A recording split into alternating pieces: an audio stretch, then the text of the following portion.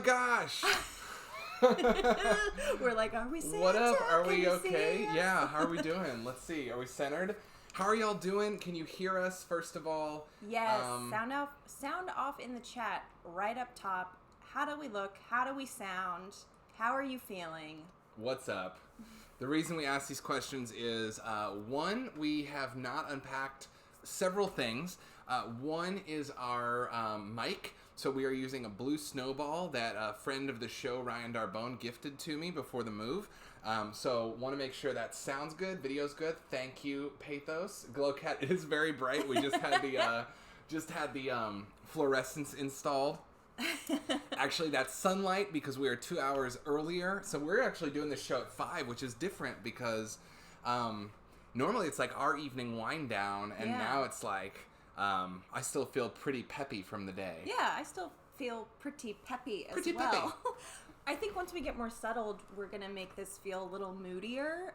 But y'all, let me tell you something. If you didn't know, now you know curtains and curtain rods are expensive. So that's on the list, but it's down there. My wife. Wow, I really missed that.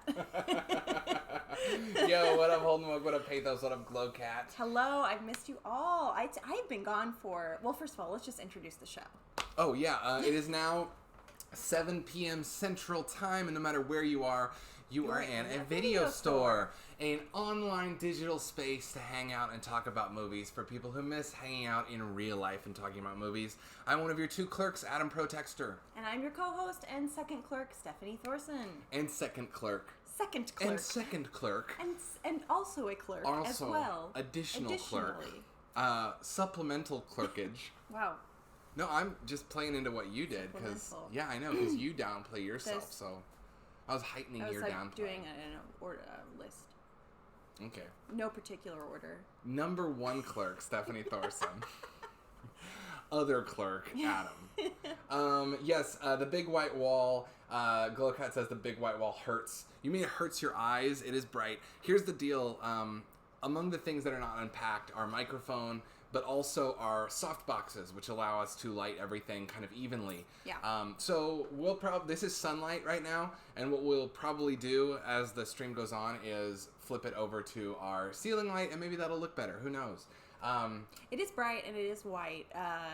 You know, I don't even know. I feel like we're kind of hitting the reset button here. I want to talk about the saga of figuring out shelving. I want to talk about getting a shelf and then returning it. I mean, this is all very boring, but for me, it's like... No, so y'all know what our old spot looked like, and we, are trying to set up and make sure that we have the movies up. So we only moved with about half the movies. Oh yeah, Glowcat gave you Employee of the Month. Thank you, Glowcat. I think you deserve that. Oh, thank you.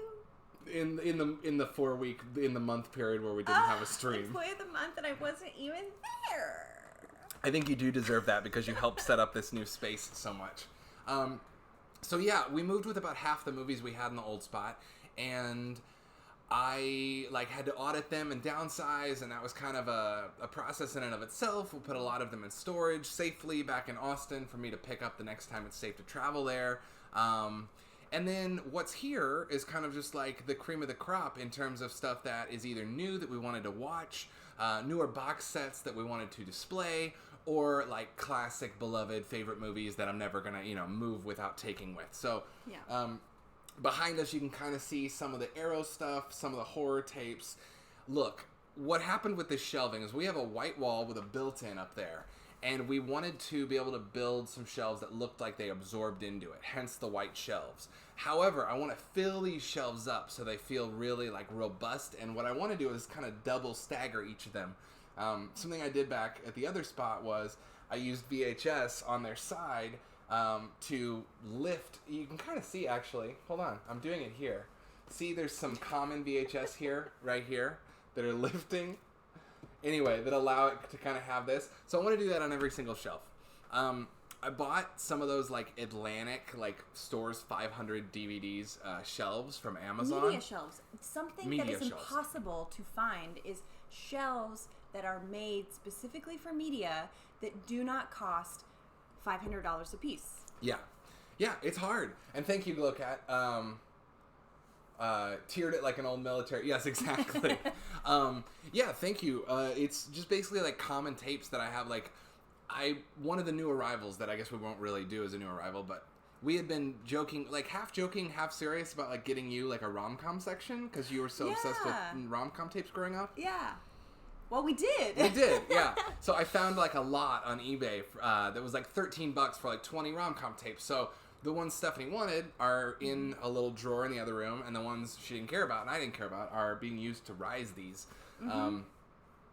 Anyway. And I feel like once we get our setups, because we just got, I do have my little riser with my rom-com section, and we have the tube TV set up on a little media table in the bedroom. And I feel like once we kind of get our fun little viewing areas set up, we can maybe post some pictures on the gram. We'll let you know, because we're definitely still setting up. And I love the way that you put the tube TV in the bedroom, because it looks like walking into your parents' bedroom in the 90s. Like, it makes me feel like a rich kid. Does it? To have like a tube TV in your room? Yeah, to be like, oh, this is my private bedroom with a tube TV in it. Like, okay, I'm fancy. Dang, Glowcat says they have an almost perfect video shelf. It's everything but the clams. Right depth. But they thrifted it. Okay, I gotta say, the week that I got here, before Adam got here, I tried to thrift in LA. It is a whole different world, thrifting out here. That's what you say. Yeah, I was looking for media shelves left and right, even like finding a coffee table. I was like, do y'all have thrift stores, or what's the situation? Well, so these I splurged on. Well, I didn't splurge. They weren't that bad, but I got them at IKEA. That's splurging in and of itself. Dog, are you going to mess up our shot? Oh, that was very slick, dog. Ooh. Almost. You want to lay down right here? Lay down? You want to be close to us? Good girl? The dog's having a trouble. She's used to not being allowed in the room while we stream, and now she's like, who are you guys talking to? Okay, so I bought 2 of these Atlantic media shelves, these 600 DVD shelves, for $150 each. $120 each on Amazon, and I was like, okay, $250 for shelves, gone. And then I started building the first one, and as I was building it, it fell apart. Like, it broke as I was building it. And I don't know how to... I'm very careful when I build things. I do not know how to properly explain this other than the support beams were one screw in the middle, which while I was building it, I was like, that can't be right. But maybe after the backing goes on, it stabilizes it a little bit. So I flipped it over to put the backing on. As soon as I started nailing that backing board in, it broke in the middle. So I returned those. I got these. They're sturdier, but they're not built for media in the same way. So again, the tiering system... Y'all, 1, 2, 3, 4, 5, 6 boxes of movies immediately to the left of frame, or the right of frame for y'all. And I don't know how to get them all up here. There's drawers down here that the common stuff is going to go in. But if anyone has any ideas, so I have a few ideas. Sorry I'm ranting, Stephanie. No, it's okay. We talked about wanting to ask you guys for some ideas here. Yeah. That's the shelf they keep Facebook advertising you. If it's the media one, do not get it. No, absolutely do. It was like a child play pretending with push pens and cardboard. Yeah. I was like, okay. It was it's actually the first negative review I think I've ever left for a product on the internet. And I only did it to warn other collectors. Yeah. So they don't, because it's like an 80-pound box and you drag that shit into your house, unpack it, and then it breaks. Yeah. Don't do it. Well, I just kind of wanted some advice from fellow video store heads. I'm trying to figure out, do I want like box sets to be in the middle and singles to be over here? We got some horror tapes. Do the foreign tapes go over here? How do we fit everything? Anyway, if you have any ideas on shelving tips and tricks or just aesthetic preferences, love to hear it. I agree. The old Walmart special, that's right. Oh, and also Pathos, I think it's awesome that you build your own shelves. Back at the old place, Adam built in all of those shelves, but here we can't really like go ham on the walls. That's another thing. Yeah, the other ones were literally 2x4s that I just measured out and had them cut and then mounted into the wall. That's generally my move when you're renting a house in Austin. It's different than renting an apartment that they just painted. Yeah. The rental, it's different. It's a different world. It feels much stricter. Yeah. But anyway, we're figuring out the boundaries of our worlds. Yes. So anyway, that's the saga. That's the saga of like how we got to where we're sitting now. How we still have a bunch of boxes of movies to unpack. But the exciting thing is that we have our VHS set up in the other room. We traded in our TV. We sold it to my old roommate, Ryan, and then upgraded to a new TV. It's the first 4K TV I've ever owned. I still don't really... I'm not going to start buying 4K discs yet. I still don't care enough about that or about splurging on a player. Still in Blu-ray land, but I will say hand-drawn animation looks very pretty on it. Oh, very, very pretty. And other than that, like, we're just eager to dive back in. Like Stephanie said, it's a reset. I feel like, look, let's call this a soft open. Yeah. Let's say... Ooh, I like that. We haven't quite cut the ribbon. Yes. Officially. This is a soft open, friends and fam. Yeah, we didn't really, like... I didn't make a promo graphic for this week's stream. I was hoping that... Honestly, I was hoping that... yes, the streaming 4K does look amazing. And that's new to me. And that shit is pretty amazing. Yeah. Like, I will say that last night I put on... the other night, what did I put on? Well, it's one of the other things we watched. We'll get to it. But yeah, I mean, I've worked at a video store that moved to a smaller space. That was because it was in the process of going out of business, and it didn't last that long in the smaller space. That's not what this is. I think this is... We'll say this is actually us upgrading our space. Yeah. What I'm saying is, we moved to a new spot, and we're going to build it out. This is our soft open, friends and family. I'm happy that Glowcat, Pathos, Holdenwook, hey, thanks for subscribing, Holdenwook. Happy that y'all are here. Yeah, do our little... We didn't get our little dancing guy. It's for 5 months. Oh, wait. What? I'm just being the dancing guy. Oh, yeah, the 5... Yeah. We are becoming a boutique video store. But we're still going to have all that other... It's weird. It's weird, y'all, knowing that I have, like, thousands of tapes and DVDs in boxes safely stored miles away. It is weird. So it is becoming more boutique, but ultimately the goal remains the same, to archive as many movies as possible. Yeah. And to create a physical preservational space. Yeah. Preservational. Is that a word? It is now. Preservational. I wanted to tell y'all a little funny story about when I got here. Y'all know I moved a week early, and I did not move with a TV. I did not move. We could not get the internet at our place for 5 days almost. A week. It was almost a week. And so we had is that even a TV monitor? Is that a computer monitor? That's a TV. That's a TV? Okay, so I had that, I guess. I had a monitor. I had nothing else. Do tell them what you're pointing at. A monitor. It's like a 32-inch 720 TV. It's like a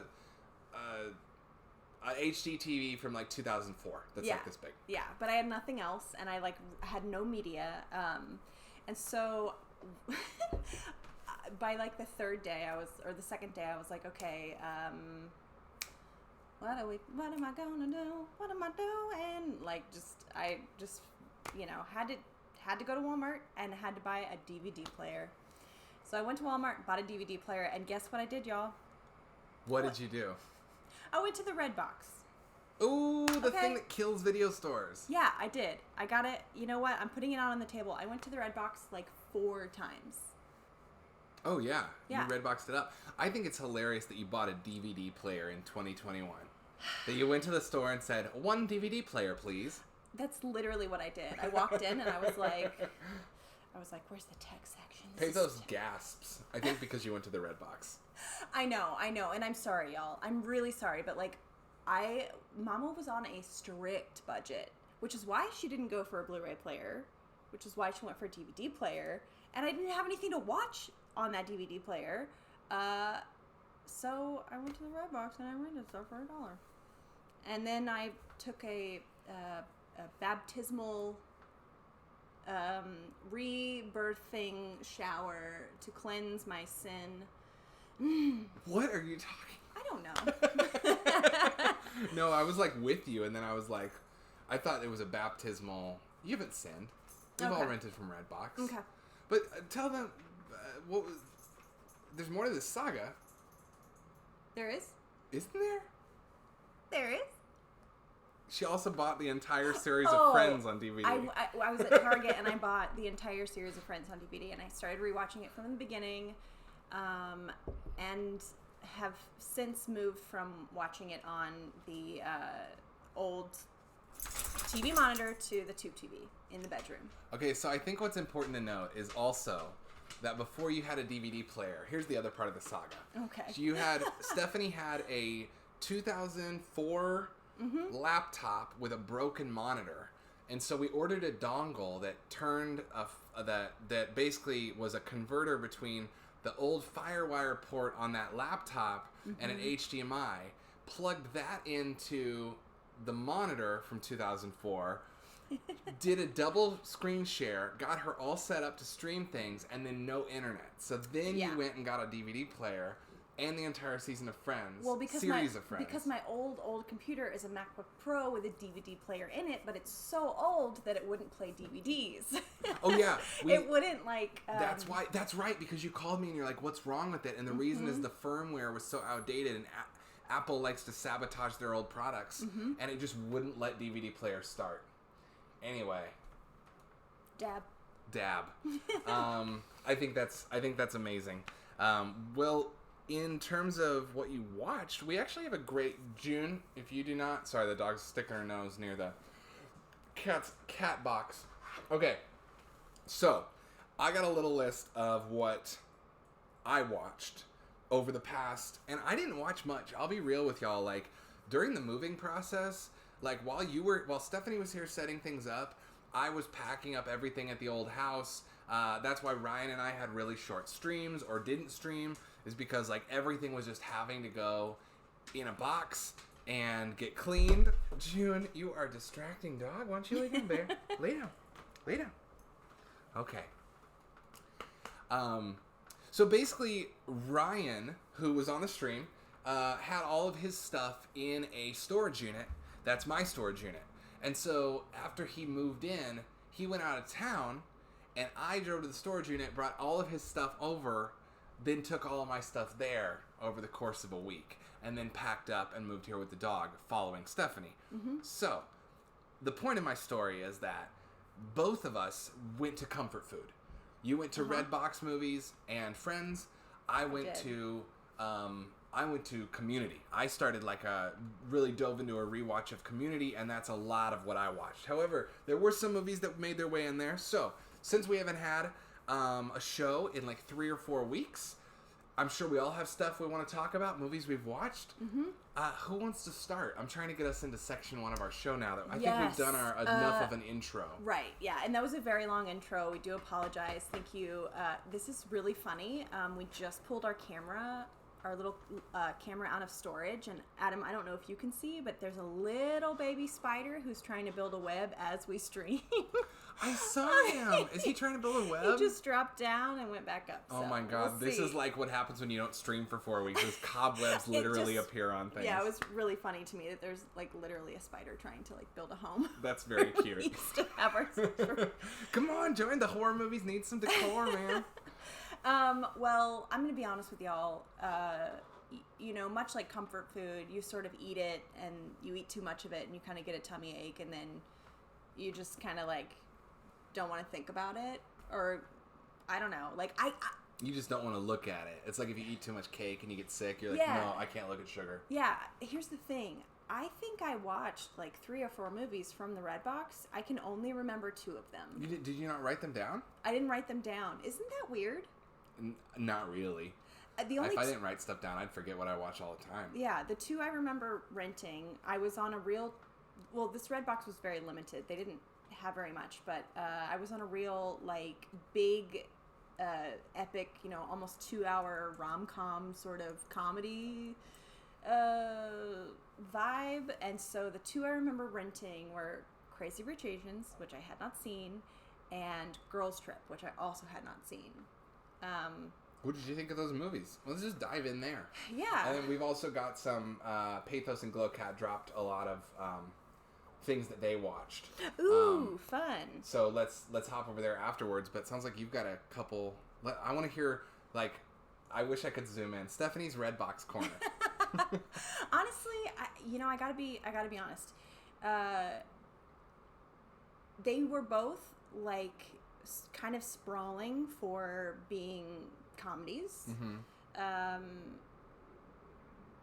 and I don't remember them very well. I remember like feeling entertained in the moment, and I remember like big, those shots where they like, like very wide shots, like of beautiful things like New Orleans and city drone shots. Yeah. You remember drone shots and going, huh. That's all you remember from what were the two movies? Girls Trip and what? Crazy Rich Asians. I heard that Girls Trip was really good. It is really good. I haven't seen it yet. I haven't seen either of those. It is 100%. I can see why Tiffany Haddish became an overnight superstar because of that movie. She stands out so much. She just has this like natural sort of likable, very realistic energy. Tiffany Haddish, I would say, has the it factor. She does, yeah. Yeah, for sure. And all the also, can y'all? Oh, Peter Weir kick. I love that. Okay. I feel like that's very telling. Yeah. Although, also, are y'all just doing another audio check? Are we both coming through okay? And can you hear the dog? We've been like, we're in a new apartment. This is our first time not living in a house. We're in an apartment complex. So both Stephanie and I have been trying to mitigate our volume. And I will be honest, we came into this stream with a little bit of like, what volume do we do the stream? So I'm just trying to like, it's 5 to 7 p.m. here. I'm just trying to like come in with this. Yeah. But also let us know, because I think both of us this whole week have been doing a little bit of like, am I being too loud? Because it's our first time being in a complex in a while. I think that we have legitimately forgotten what our normal volume is. Yes. We're like, we'll be like, is this our normal? No, this is not our normal volume. This how no. I'll be like, Adam, is this my normal? This is whispering. And it's not good for our voices. Is this how I normally talk? No, it's not. See, and like that, because y'all hear the whispering, audio's good on my end. Can't hear dog. Okay. Can't hear the dog, but you both sound good. Hey, that's great. Thanks for the... Thank you. 1, 2, 3, punch. Okay, y'all. All right, yeah. I want to jump into what they watch. Yes. I'll get into it. First of all, Interstellar 55. So, Stephanie. Yes. You were not here for this, but Daft Punk broke up. I'm sorry to rip that Band-Aid off for you. Oh. Daft Punk is over, and they released a really beautiful video. Did you watch that video? Did y'all watch it? Epilogue? It's a beautiful, like, 6-minute video that's really just Daft Punk in the desert initiating self-destruct sequences on themselves. Oh. It's really cool. I felt like it was a very fitting send-off. I also know a lot of people are theorizing, will Daft Punk come back? For me, if there's any conceptual art pop act that I believe when they put out a video of themselves exploding are really exploded, it's Daft Punk, I feel like they've never been one. You licking the snowball? Now they can hear you. I feel like they've never been one for cheap, like, comeback stuff. Yeah. Now I could see them maybe coming back in different bodies. Uh-huh. Or like as a different format. Baby! That's from Electroma? Holy shit. Okay, well here's the thing. Thank you. Here's the other thing then, Glowcat, and what I wanted to fill you in with. First of all, dog, I love you. You're my favorite thing in the world, but you are just... You're like really, so awkwardly placed tonight. Like if you y'all can't see, but she's right behind the counter, just begging for attention. She's staring up at the camera. Well, there's also like a box. There's 2 boxes of movies stacked right here. See that flap? And then below that is our stand with the mic, and then the dog is sandwiched like shoulders tucked together. Anyway, so Daft Punk broke up. We've been getting recommendations in the chat, specifically from Pathos and Glowcat, saying you've got to watch these Daft Punk movies. Right. Interstellar 55 and Electroma. I'm a huge Daft Punk fan. I'm a huge fan of experimental sci-fi, so it seemed like it made total sense, and so I promised y'all I would watch those things because Daft Punk broke up. I did not watch those things. I think that maybe at this point we just make it the movie club pick so that we're forced to watch them. Oh, I like that. Because that was suggested a few weeks ago anyway. Anyway, that brings us to Interstellar, which I wanted to apologize for having not watched yet. John Wick. I almost watched John Wick as part of my like comfort food pick. I love John Wick so much. I do too. I don't like the sequels as much. I feel like I'm supposed to. You know what? I feel the same way. I don't like them as much either, but I feel like you sort of fade further and further away from like that sort of revenge narrative. June. And you move more into June. Whoops. This working out the kinks. Yeah, y'all. Sorry. This couldn't get a sitter before we had to come open the store tonight for our soft open. These hackles are going up. She's getting used to the fact that she can see the street where people walk dogs and have strollers and other things that she doesn't think should be in front of her field of vision. Lay down. I know. Anyways, John Wick is great. I don't remember where my train of thought was going. I think your train of thought this soft open is filled with little mishaps here and there. I think that your train of thought was that the first one feels like a very satisfying revenge movie, and the other two get into the world building so much that you have to just kind of accept it. They're action pieces. Yeah, it feels more like top down, and the first one feels really personal, and you're like very much invested in the story of the first one. I feel like the subsequent ones, you're sort of like, you know more of what to expect with the action. And obviously, Keanu is like, I don't know, Keanu. Poor baby.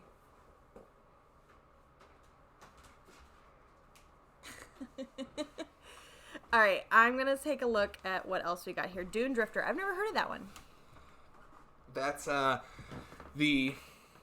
swear, if you get up off that couch and come back over here, I think Dune Drifter is the mashup between the Fast and Furious franchise and the Dune franchise. Oh, of course. Dune Drifter. Of course. Haven't seen Dune Drifter, haven't heard of it either. Please educate us. We want to know what Dune Drifter is. And just on the John Wick tip, I just want to say really quick, I really like that director, and I really love what they did. June, I don't know what to do for you, honey. We do this every week. Every week. What's up? Oh my god. I kind of wish we had a B cam on her. I do too. Maybe we'll get a June cam and put it in the corner. Someday, when we're doing this show in a studio, we'll have a dedicated June cam. Okay. So, yes, I feel you. I love that. I loved Atomic Blonde, but I feel like I also, to be truly deeply invested in any action movie, I do need to care. I do need to be emotionally invested, and I think that I love a lot of action stuff on the grounds of its choreography alone. But John Wick 2 definitely feels like John Wick 2 and 3 are both great. Don't get me wrong. I'm not trying to shit on them. They're fantastic. Totally. But they feel very much like cool ideas instead of like grounded emotional story. Exactly. I think we're on the same page there. Whoops.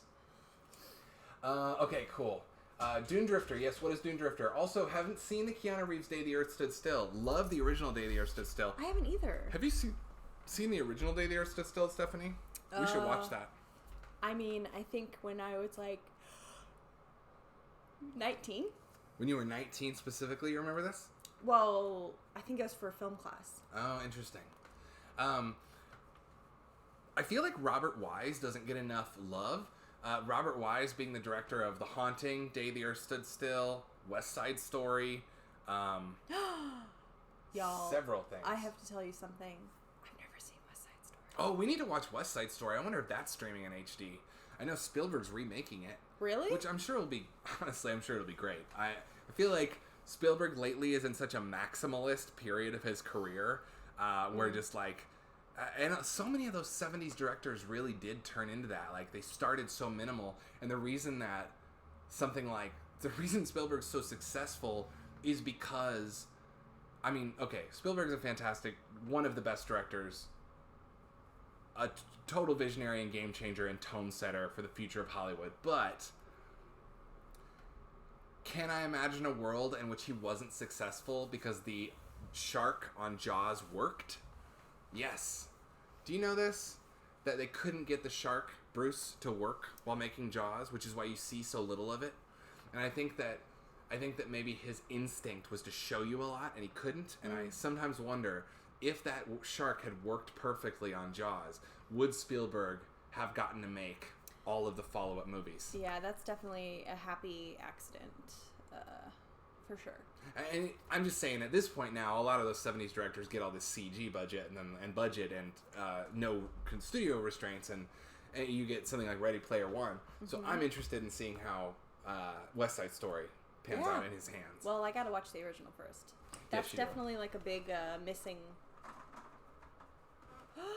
Look at that. Oh my. Oh, it's so bright on me. I'm so white. I'm so white. Vampire. Okay. Now spit out. Okay, cool. All right, I want to see what else. Too much stuff to give. Anyway, I would love to see the Day the Earth Stood Still remake.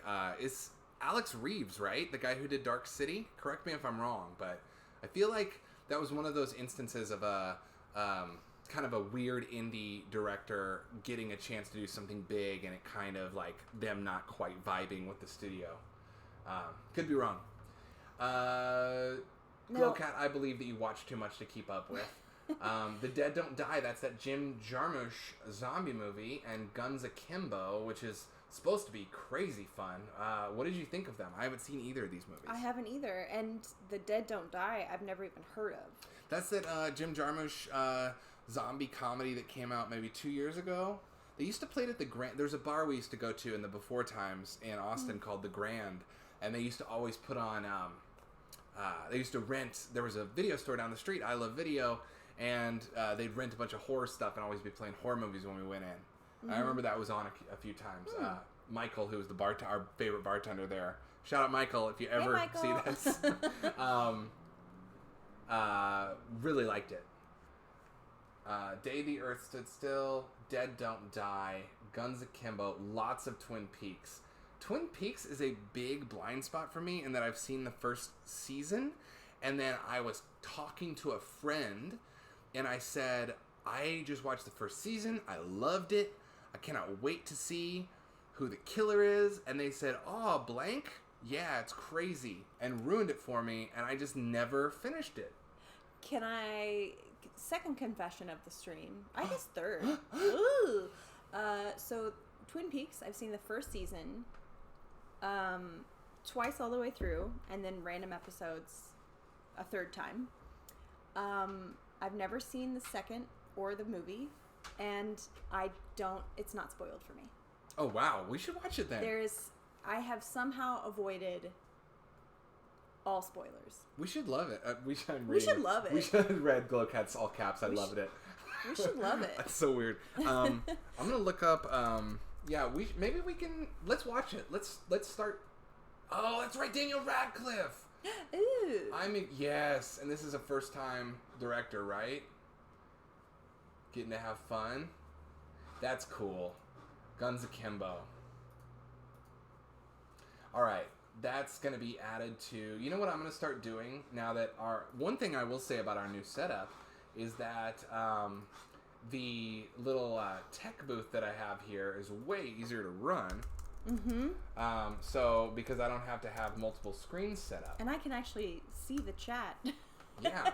So I can... squinting weirdly. Oh, the Deathgasm guy. Okay, cool. Rad. Nice. Very nice. Okay, let's keep going through here. Peter Weir. Witness, Dead Poet Society, Truman Show. Are you a Peter Weir fan? Well, I've never seen Witness. I'm assuming that's a Peter Weir. I'm assuming it is too. I think it is. Okay. I don't know. I don't know if I know much about Peter Weir. Peter Weir is an Australian director who came to America with, I believe, Witness, with Harrison Ford. I've never seen Witness either. It was a big hit of its time. You probably grew up watching this. I watched that movie. You have to. That's very much the kind of movie your family rented. Okay. Amish. Yes, but I haven't. Oh, he goes undercover or Yeah. like in hiding. Yeah. Oh. Oh my God, we should do a double feature of Witness and that one with Tim Allen and Kirstie Alley. Oh my God! Do you yeah. remember? I thought you were gonna say that Pauly Shore movie. Oh, Son-in-Law? Yeah. Oh my God, triple feature. What is that Tim Allen, Kirstie Alley one? It's got some play on words with marriage vows in as its title. Till For Better or For Worse, I think it's called. I think it's called For Better or For Worse. Yeah, that sounds about, of its time. Yeah. For Better or For Worst. WURST should have been. Then it could be set in the German Amish communities of Iowa. Love it. Okay, so know nothing about Peter Weir, but was watching The Truman Show. It suggested DPS, the Dead Poets Society. So close the loop and watch Witness. So I love it. Okay, so Witness I've never seen. Dead Poets Society I was shown a few times in high school, as most of us were, I think.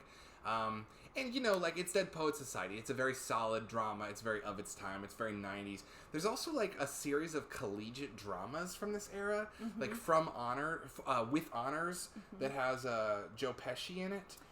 Stand and Deliver, and then of course we started talking about this with Ryan, the whole like troubled class is set right subgenre of that. Yeah, I wonder how, like, when did Dead Poets Society come out?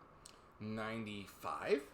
Okay, because even with movies like Sister Act 2 and Renaissance Man, it's like a more comedic take on the same theme, and I feel like there's just a whole big chunk of time in the 90s. I cannot believe that I didn't put two and two together. The reason Ryan and I were talking about the troubled class gets set right. Oh, Sister Act 2? Yeah, so Sister Act 2. Which I made Ryan watch. Which is your favorite movie. It's one of my favorites. Well, a favorite movie in the up sense there. that my favorite movie is Neverending Story, right? Like, Well, I watched Sister Act 2 300 times when I was a kid. that's what I mean. Yeah. Like the movie that you know in your soul. I know that movie backwards, forwards, and sideways. Yeah.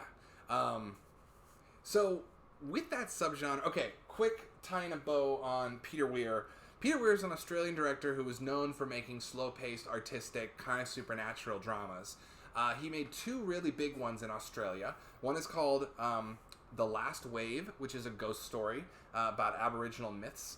And the other is called Picnic at Hanging Rock. Picnic at Hanging Rock is a masterpiece. Picnic at Hanging Rock is an incredible story it's based on a novel, an Australian novel. I think Australian novel. It's about a group of young girls who go on a school trip and a picnic at a place called Hanging Rock. And What? they slowly start to disappear one by one. And you don't know what's causing the disappearance. It's all a metaphor for womanhood and rites of passage and blood and youth and innocence. It's an amazing, very creepy movie. That sounds great. It's really good. I would love to rewatch Picnic at Hanging Rock. And then Truman Show I absolutely love and adore. I love Truman Show. But I feel like I've never gotten to feel like Peter Weir is like an amorphous style. He makes dramas that are so self-contained, and he definitely has the timing, but he can make something like Picnic at Hanging Rock, which meanders in a good way, and then make Truman Show, which is very poppy and very snappily edited. But does it share the same sensibilities, or?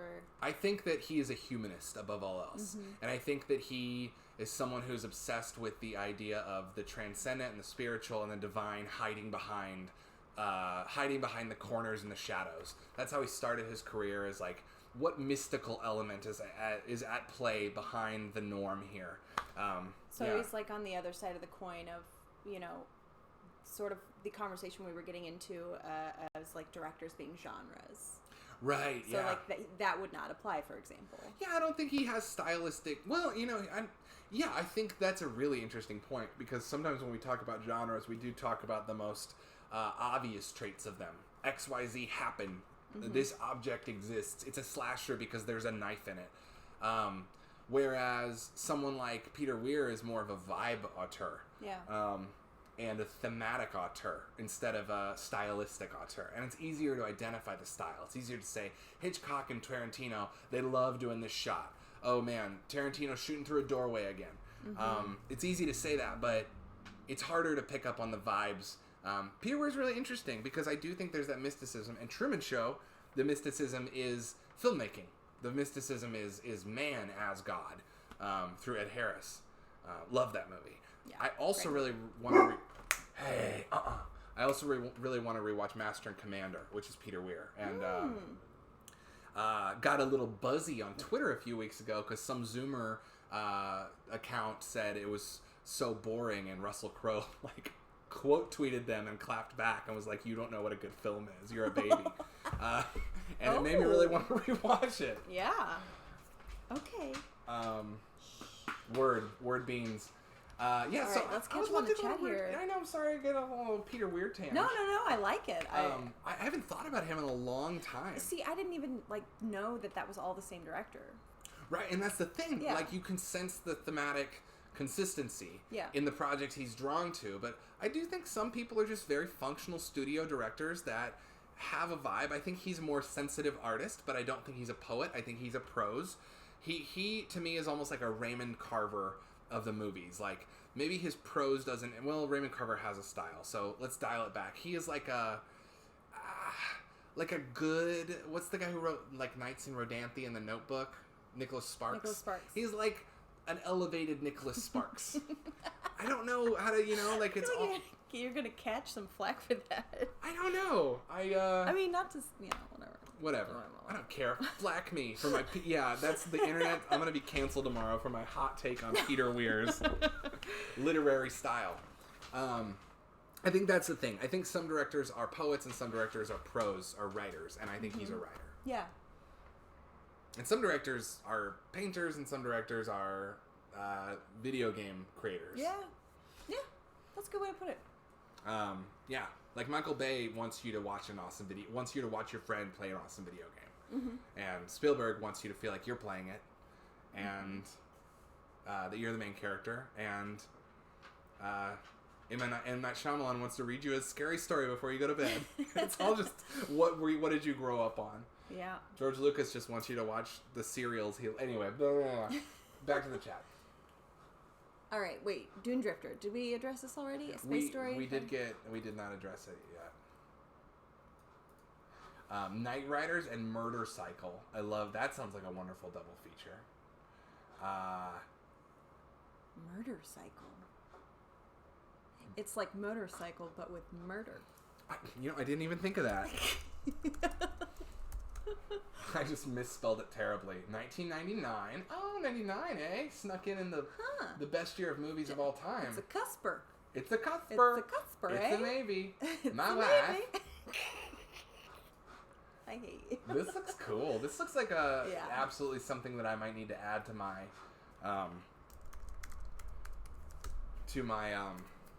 Cute. What is it? Oh, to my steampunk thing I'm trying to write. Okay. What? Trying to write a steampunk thing? I'm trying to write like an extended essay on like 90s techno terror and Oh, steampunk. techno terror. Mm-hmm, mm-hmm. Anyway, it slides in there. Word. Basically Enemy Mine without the friendship story. I would love to watch Enemy Mine. Night Riders is amazing. Motorcycle's terrible. They start calling it a motorcycle partway through and it never got old. Yes. Alright, Night Riders. Night Riders as distinct from... I feel like with the... I've said it before, but I feel like with the, like, shot on video or straight to video genre cinema that's not horror of a certain, like... I feel like Glowcat could, like, write a book. Oh, 100%. In fact, if we ever do put together a coffee table book based on this show in the years to come, I would love to source in some essays. Yeah. I'm a coffee table book fanatic. So Night Riders is a 2.5-hour movie from 1981. Directed by Romero. What the fuck? What? How am I just learning? This is some Mandela shit, man. This is some major, Mandela effect. Wow. Well, there you go. Wow. A gem of independent filmmaking. Wow. Incredible. Thank you for drawing... Oh my god. Thank you for drawing my attention to this. I'm going to look for this immediately. I'm going to put it on my list in all caps. Nights on Motorcycles. Wow. You know, we were just having this conversation the other day about the Snyder Cut. Okay, so the Snyder Cut of Justice League is coming. I'm weird. I'm sometimes a Zack Snyder apologist, and I'm sometimes like totally not for me. Not a big fan of the DC movies. Feel like they're a little plotting, self-serious, and dark. That said, what I was saying to Stephanie was, it is kind of amazing and magical that even though it was because of a bunch of trolly, annoying fans on Twitter, that there's now a 4-hour, multi-million-dollar movie of a director getting to do whatever they want. Even if I think it's awful, this is how I feel about the Wachowskis too, except I think they make great art. I will always show up to watch someone with a lot of kooky ideas get millions of dollars to do it and make a sprawling thing. And George Romero, after the success of Dawn of the Dead, getting to make a 2.5-hour movie about from what I'm reading, a quest for identity and persona using knights in motorcycles. Okay, I do need to see this movie. Yeah, as do I. Very much what I want. Like, I want unfiltered, this person made a crazy, outlandish vision. The reason we were watching this is because of something we watched this week. The reason this topic came up about someone having millions of dollars and a crazy cast to make a movie that's too long and has too many ideas, but that I'm going to eat up because I love seeing artists get to make something crazy, is because one of the movies we watched this week was Southland Tales. Yes, which we found in the wild at random. We did. This is at a Best Buy. Yeah, looking for shelves. Looking for shelves. Yes. It's currently. This was currently sold out on, or maybe not anymore, but it was sold out on Amazon and on Diabolic. And I didn't want to order it from the UK from Arrow, so I was like, I'll find it. And we found it on sale at Best Buy for way less than on the internet with its slip sleeve. So we bought it. We watched the can cut. I don't know if anyone knows this, but Southland Tales was originally released in a 160-minute cut that premiered at Cannes and got booed. And then it was subsequently cut. 15 minutes were taken out. Some things were rearranged, and it was released. I don't even think it had a theatrical release. I think it went straight to video in the U.S. Because I remember just one day seeing it on the DVD shelf at Best Buy. Dog, do you need to go do something else? That was a cute face. I'm sorry I missed it. Caligula. Well, now I want to watch Caligula. And Glowcat, I agree with you. I'm going to watch it too, but I have no compunctions that it will be good. Adam said almost that verbatim last night. I'll probably watch it. I don't think I'll like it, but I'm going to watch it. Yeah. I was watching the Ultimate Edition cut, the 3-hour cut of Batman vs. Superman last night, kind of gearing up because I only ever saw that in theater, and I really, really... Well, actually, I remember at the time thinking... I got into a fight with my ex about it because she hated it, and I was like, that wasn't as bad as I thought it'd be. What did she hate? She hated Batman vs. Superman. And I remember thinking, it's fine. I remember just thinking, like, I don't have the energy to hate it. It's fine. People are going to get keyed up because it's a bold movie, but whatever. You know, how many times have you seen a movie and thought, that was fine? A lot. Most of the time. Me too. Most of the time. Me too. It takes a lot for me to hate a movie, and it takes a little less than a lot for me to love a movie. And that's the thing, is like, I feel like so many people are just like excited to hate something. It's that... Then why go? Exactly. Like, I think some people think that there's something wrong with indifference when it comes to media. That's also the internet training us to always have the hot take, always have something to get those likes. Yeah, exactly. But why can't we just be like, that was good? Yeah. This is kind of why I don't want a Letterboxd account, is because I don't want that to start happening to me. And no criticisms at all. A lot of my friends love Letterboxd, but I don't want to feel that I have to publicly have an opinion. I mean, I already do publicly have an opinion on most things I watch, and it's here with you. Mm-hmm. And we talk about it, and there's nuance to it, and there's conversation to it. You get to say, I disagree with you in the chat. Mm-hmm. Or yes, or Adam. Or, Glowcat, I talk shit on this stuff, and Glowcat was like, that's my favorite Larry Cohen movie. And then we rewatched it, and I was we like, had a blast. I don't know why I hated it the first time. Yeah. The only DC movie Pathos liked was Wonder Woman. The rest were just meh. I think meh or solid is another word I go to. Solid is something I go to a lot. Yeah. I learned that from my old boss, Ross Meyer. Not Russ Meyer, the famous exploitation filmmaker, but Ross Meyer, who loved Russ Meyer. at Baxter Entertainment in Iowa City, he would call things a lot. He would say things where sometimes I was, this 18-year-old kid. I'm like, wasn't it the fucking best? And he'd be like, it was pretty solid, dude. Yeah. And I'd be like, I learned from him to like have a temper. Yeah. Wonder Woman. I think Wonder Woman we saw in theaters, didn't we? Was that before our time? No, we streamed it. The first one. Oh, the first one. Yeah, we did. Yeah, that was one of the first movies we saw together in theater. Yeah. I remember really liking Wonder Woman. Yeah. My favorite, I gotta say, of the if we're talking post Nolan trilogy DC world, my favorite is still Birds of Prey. I love Birds of Prey so much. Yeah. It's so fun, so kooky. Very much felt like a Switchblade Sisters with a color palette dialed all the way up. I love it. Yeah. That is one I would love to see in HDR. Ooh, all those colors. Yeah. Actually, I might just stream that shit tonight, baby. Hi, dog. Are you very needy today? You're very needy today. I think she's not used to this stream coming earlier in the day. Well, also, she's, not used to a lot of things. She's not used to a lot of this change. We're also, we've moved from having a 2-2 with a large kitchen and a backyard to a 1-1. Yeah, that's with no like backyard. Kind of all in one space. I want to talk about Southland Tales real quick. So she goes, huh? Okay, so Southland Tales. I remember seeing this movie when it came out. I was so excited for it as Richard Kelly's follow-up to Donnie Darko in 2006. After Donnie Darko, 2001. And then, of course, his third movie, The Box, 2009 with Cameron Diaz. And after that, not a single film credit to his name. Just these 3 movies. And he was done. This movie was critically trashed. People hate it. I love it. I don't think it's a great film, but I love it. And I love it because Sorry, I don't...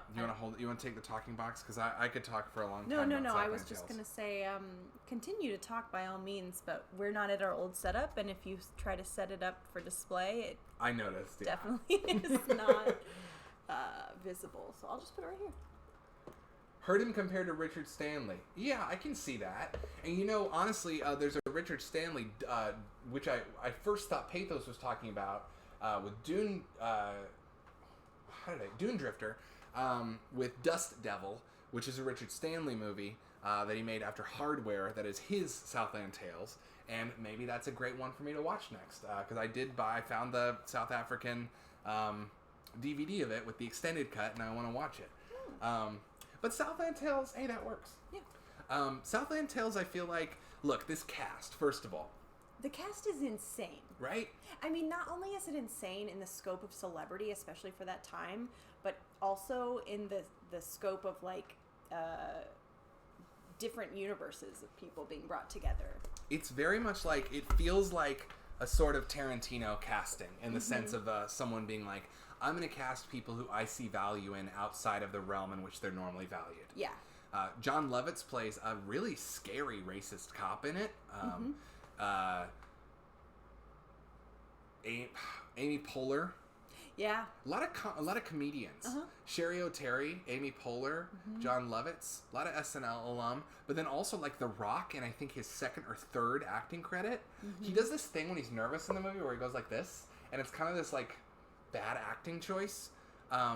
It's weird. But he's a really good actor, I think. But it's weird though because I kept trying to figure out if that was some part of him figuring something out or counting, or if it was a secret code or a secret message or something. I think it's just supposed to him being nervous. Maybe. Because it seems like his whole... He seems like he turns into a different person when he does this. That's true, he does. And by the end of the movie, he's like, I'm a pimp. Yeah. By the end of the movie, he's like... And you're like... I think that's also an unfortunate writing choice of the time. Yeah. 2006, You're a Pimp was very much Pimp My Ride. It's very much in the zeitgeist. Yeah. And it's unfortunate that's the kind of I guess it's kind of fun. It feels a little weird to I'm a pimp and pimps don't commit suicide. It's kind of a weird thing. Which was a running... Yeah. Well, a running thing in the third act. Yeah. Sean William Scott, my boy Sean William Scott, who I love. I loved him in Goon. He's great as Stifler. I hate that he got so typecast. He's a really gifted comedic actor. He's great in Evolution, even though that movie's not very good. SMG, on the other side of the triple name, gap here, Sarah Michelle Gellar playing pop star, porn star. Very fun departure from Buffy 3 years after that show had ended, when at the time she was mostly known for Buffy, Scooby-Doo, and Japanese horror remakes. She was in a few of those, The Grudge being right around this time. God, I forgot about The Grudge. That was a big deal. After The Ring made money, yeah, every J-horror property got bought up. Yeah. And then, who else? Kevin Smith, under thick makeup, is in this. And who else was I like? Oh, Christopher Lambert, Nora Dunn, Mandy Moore. What's the other big one? Man, there's a big name in this that I'm totally forgetting. Anyway, interesting film. So, what was your... did you bring up JT? I was reading the chat. Duh, Justin Timberlake. That's what I'm forgetting. Yes. With, like, kind of unfortunate facial hair that looks fake. Wait, I missed the... there's not anything about JT in my chat. No, I said that. Oh, I thought you said you were watching the chat. Okay. Oh, no, I was watching the chat. I was reading the chat, and I wasn't understand listening now. to you. That's fine. For a second. Yeah, Justin Timberlake. He's got this gross facial hair, but his character's really interesting. Yeah, it is. He is. He's also on maybe a god? Yeah, question mark? Well, because he sits and he monitors the liquid karma, so does it give him vision? I don't know. Oh, and Zelda Rubinstein, who you might know from Teen Witch or as the medium from Poltergeist, is in this movie, along with Wallace Shawn. They're on a team together. Mm-hmm. Like, in what movie is Zelda Rubinstein and The Rock in a movie with JT? Yeah. About the end of the world. It's pretty weird and wild. Before we watched it, you said something to me. Do you remember what you said? No. I said you might... Oh, I think I said you probably won't think this is a great movie. You might even think it's a bad movie, but I do not think you'll regret watching it or be sad that you spent time on it. Mm-hmm. It's pretty much exactly how I felt. I was like, well, that was definitely had its issues and was... I remember just being like, this movie is all over the place. Yeah. You're just getting like whiplash trying to keep up with like, wait, what? Huh? Where are we going now? Oh, another character? Like so many characters, so many levels, and it's kind of told in like a backwards puzzle. Which is like, also very Vogue at the time. Yeah, totally. And also very Magnolia of it. Yeah. This movie's like if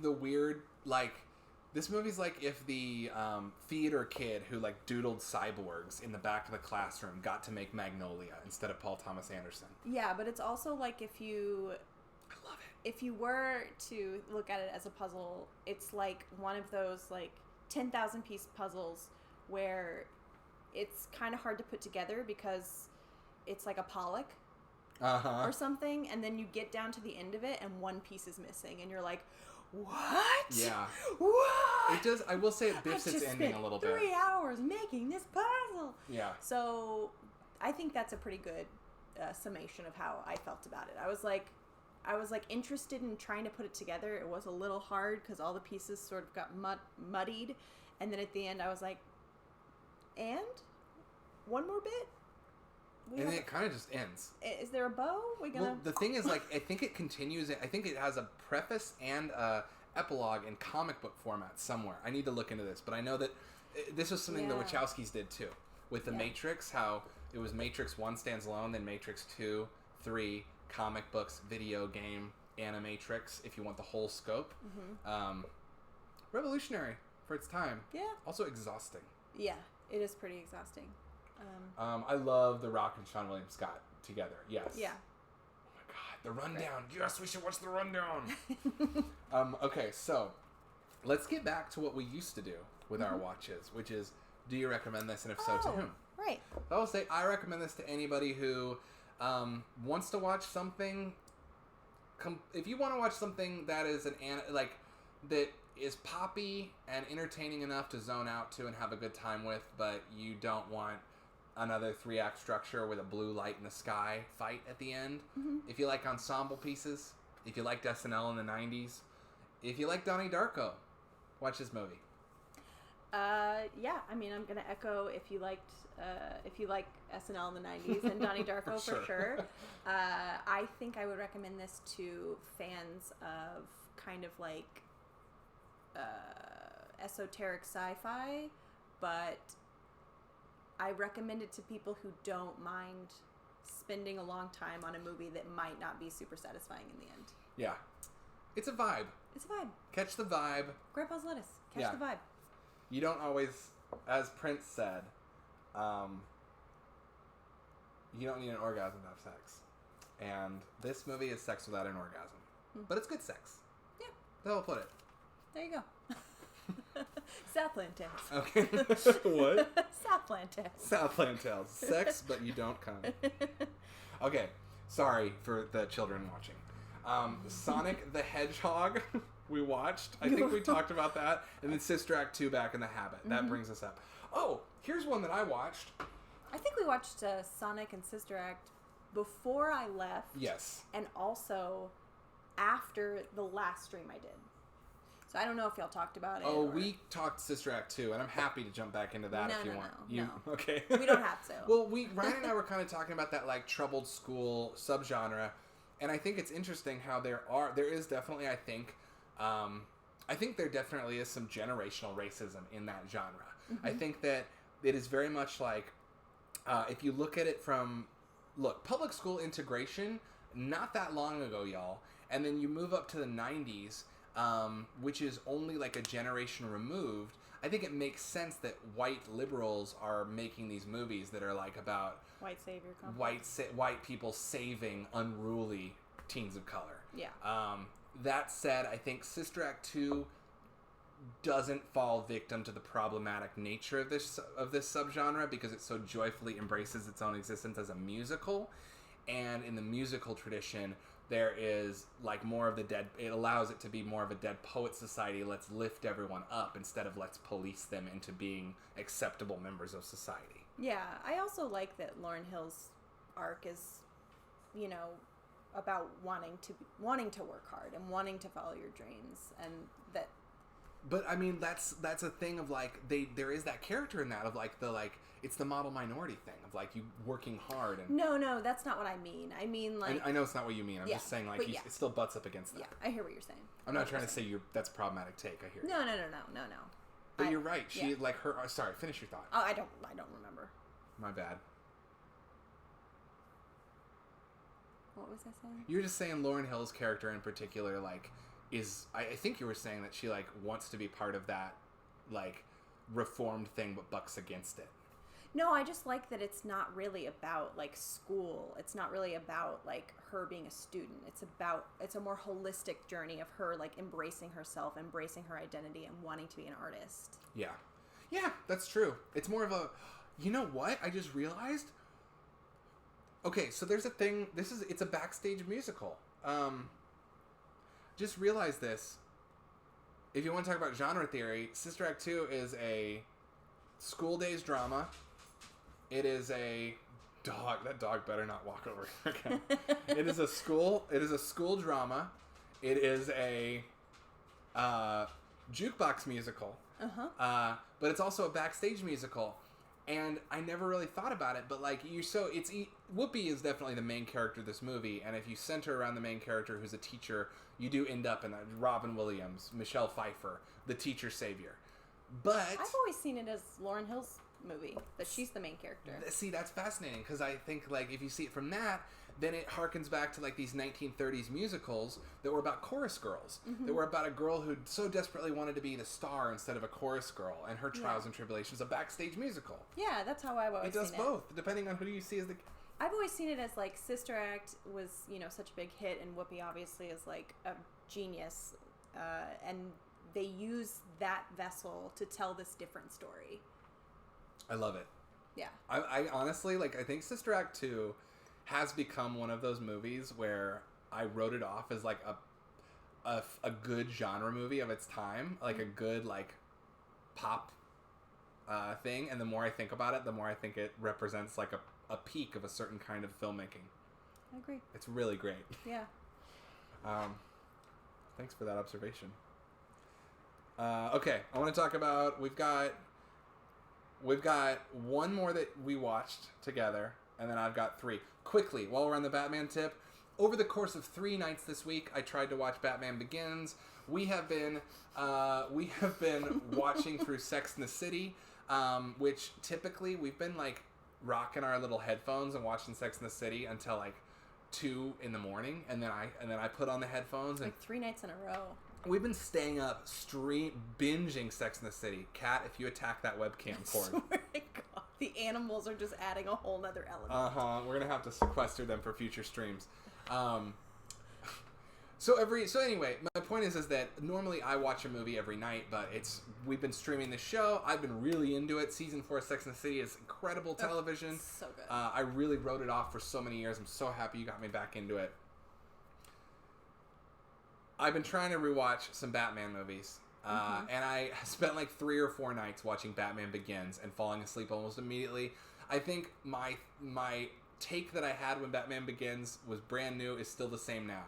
Fucking awesome. You definitely have to put yourself in a mindset of like the last Batman we'd seen was George Clooney with bat nipples and like, and I love Batman. I love Batman and Robin. I just forgot about that, and you saying bat nipples. Bat nipples, baby. Here we go.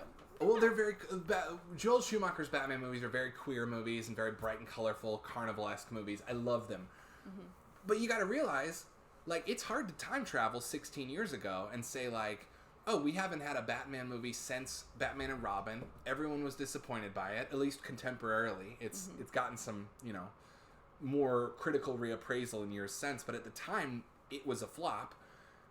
And then 2005, you get this dark, gritty... That was the beginning of dark, gritty. Mm-hmm. It was before we were all like, oh, dark and gritty. Yeah, we were like, oh, dark and gritty? Exactly. And Batman Begins kind of totally whips. It does fall apart in its third act, as almost every superhero movie does, or comic book movie does, with the Ra's al Ghul reintroduction and the train fight and the kind of like over-the-top climax that it doesn't need. But I will say that first third of Bruce Wayne getting trained and beaten on ice by Ra's al Ghul is dope. It's pretty wild. I remember seeing that in theaters and being like, "What is this?" But like in a good way. I remember like maniacally watching the trailer over and over, being like, "Guys, we're getting a dark and gritty Batman. We're getting Batman. We're getting the real Batman." And I loved it. And a Matt Awkward. Glowcat shouting out Matt Awkward. Matt Awkward is a friend in the VHS community. I'm looking around because I actually have a gift for Matt Awkward. I wonder if I can find. Oh, yeah. You know what? There's too much wiring here. So I have a copy of Batman and Robin in a rental case from the video store I used to work at, and inside of it, it still has the... No, it's not back here. Inside of it, it still has... I just saw some other... cases from there. I thought maybe. Oh yeah, that'd work. Well, yeah, it's a clamshell case from That's for Entertainment. Except in the one I have, it's got the little like print, because we used to do a little thing where it would print out the movie and it'd be like a ticket you took to rent it. So it's got all that intact in there, and I'm gonna send it to him because I know he's got like 200 plus copies of that movie, but I bet he doesn't have one from a rental store that someone worked at. Maybe he does. I think that's special. I don't know. I found it while I was moving, and I was like, yeah, that goes to him. Yeah, that's special. Donating to the cause, indeed. But he's a huge fan of that movie. I'm one of the people who's critically reappraised it. Who's like, oh yeah, I see this. Mm-hmm. Anyway. Batman Begins. Solid flick. Great movie, actually. Great movie. Great first half. I think there's a reason it was eclipsed over time.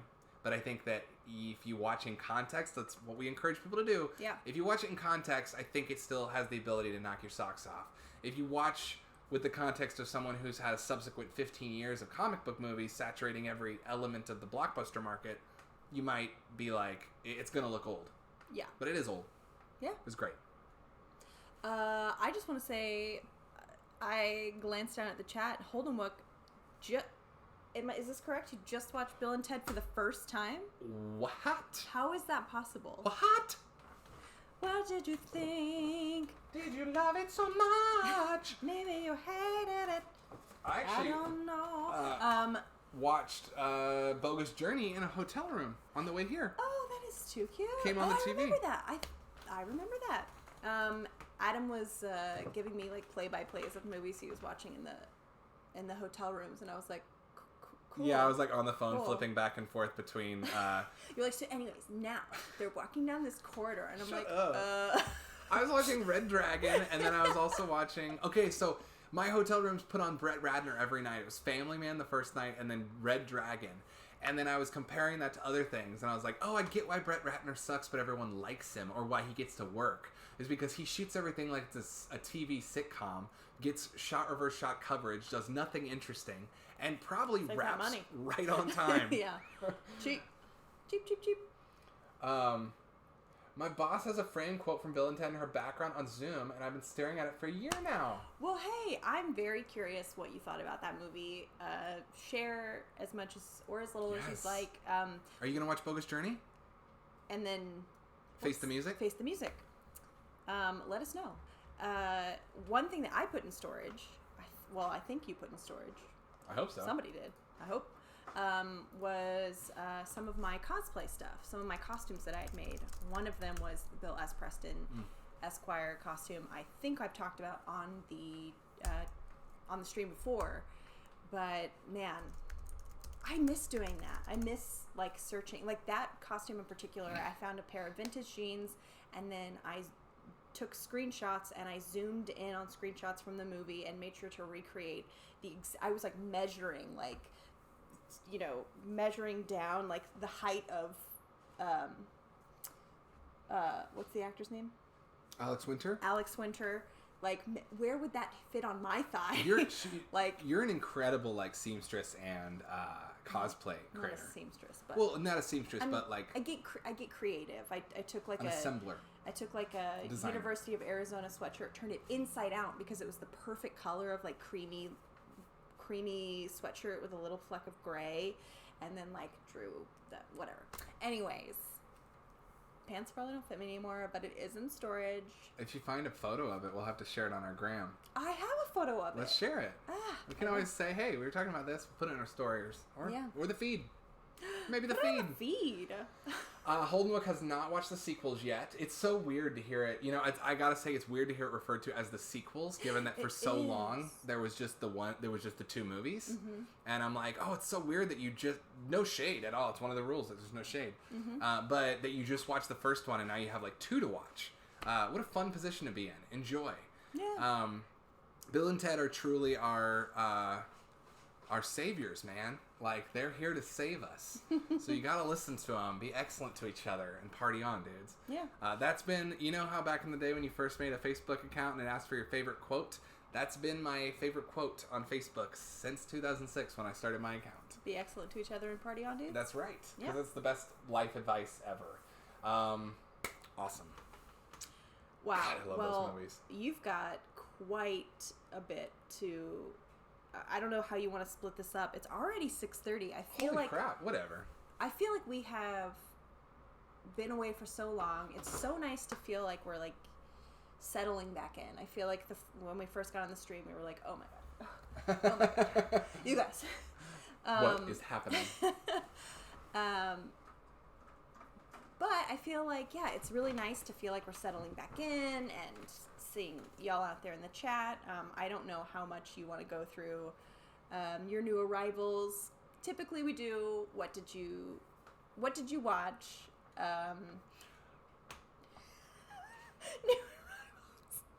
New arrivals. Movie club. Am I forgetting something? No, that's it. Wow. You have Steph's TV corner. Well, that's not really a thing. We're gonna make it a thing. Okay, we'll get there. We've watched like 20 episodes of Sex and the City. That's true. And after that, so we're doing is I think I will do a ranking of, we should do a ranking of our top 10 favorite Sex and the City episodes. Great idea. Once we're done. Great idea. Cool. I have to start thinking about it that way instead of just letting it all blur into one. No, you know the ones that stand out in your heart. I do. Okay. It's not like Buffy. I haven't seen it 7 times. Which, by the way, real bummer to hear that Whedon's kind of a total dick. Yeah, it's not going to touch Buffy for me. We've talked about this. Yeah, but, yeah. We got some, some whisperings, some feelings that this was bubbling up 4 years ago, 5 years ago. Yeah. But I think when that initially happened, this is probably, you know what, maybe I should keep that to myself. I was just thinking when that initially happened, somebody texted me and said, oh my God, did you hear about this? And it was actually a guy that I was dating at the time who was like not treating me very well. And I said, I think I texted back like, oh, that doesn't surprise me. It's just another man that's disappointed me in my life. I think that was me. Was it? Yeah. No, it wasn't you. No, the news about him cheating on his wife broke when we were together, and I texted you that, and that's exactly what you said back to me. Maybe that's when we were fighting when we first started dating. Maybe I wasn't treating you that well. Relationships or work? Okay.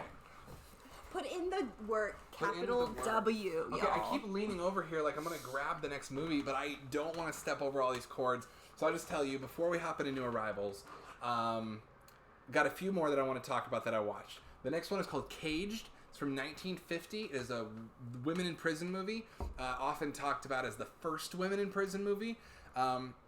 Very much a late 40s social drama, which was like definitely a thing, was like the social drama of the time. So this was a hard-hitting drama about a sweet, young, naive girl who helps her man commit armed robbery and goes to jail. And it is about her transformation into like hardened jailbird.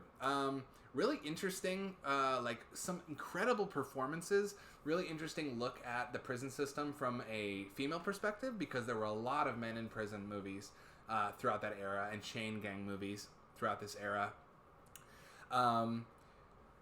Super, just like a really good hard-hitting drama that you could definitely see the groundwork for a lot of things. And you could see the groundwork for things like Shawshank, absolutely.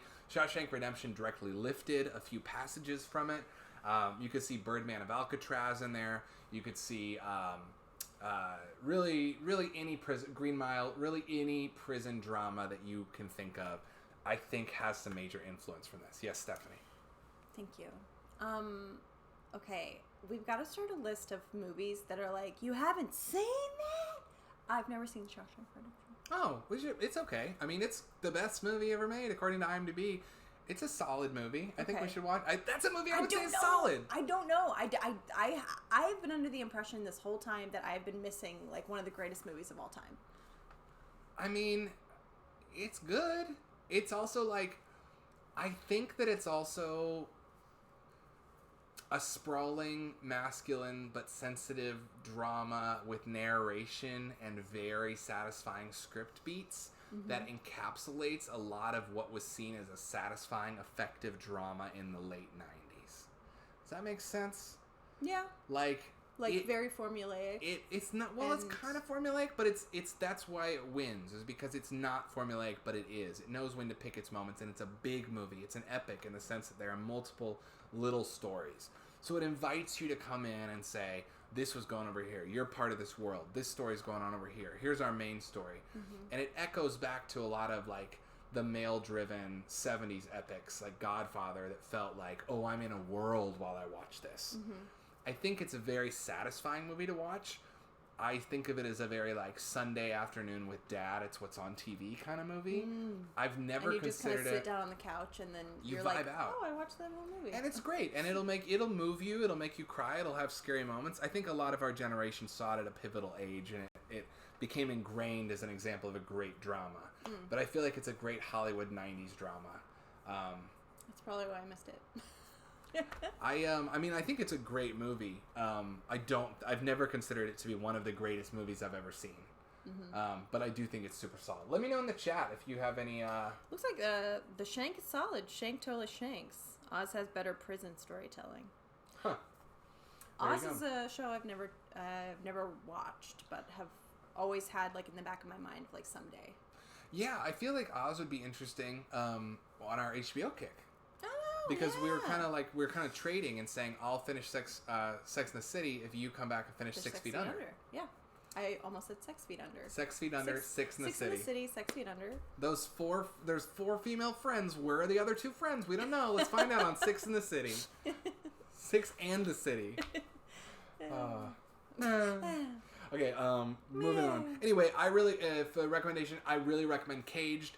I think it's kind of a dirty secret of mine that I really enjoy women in prison exploitation movies.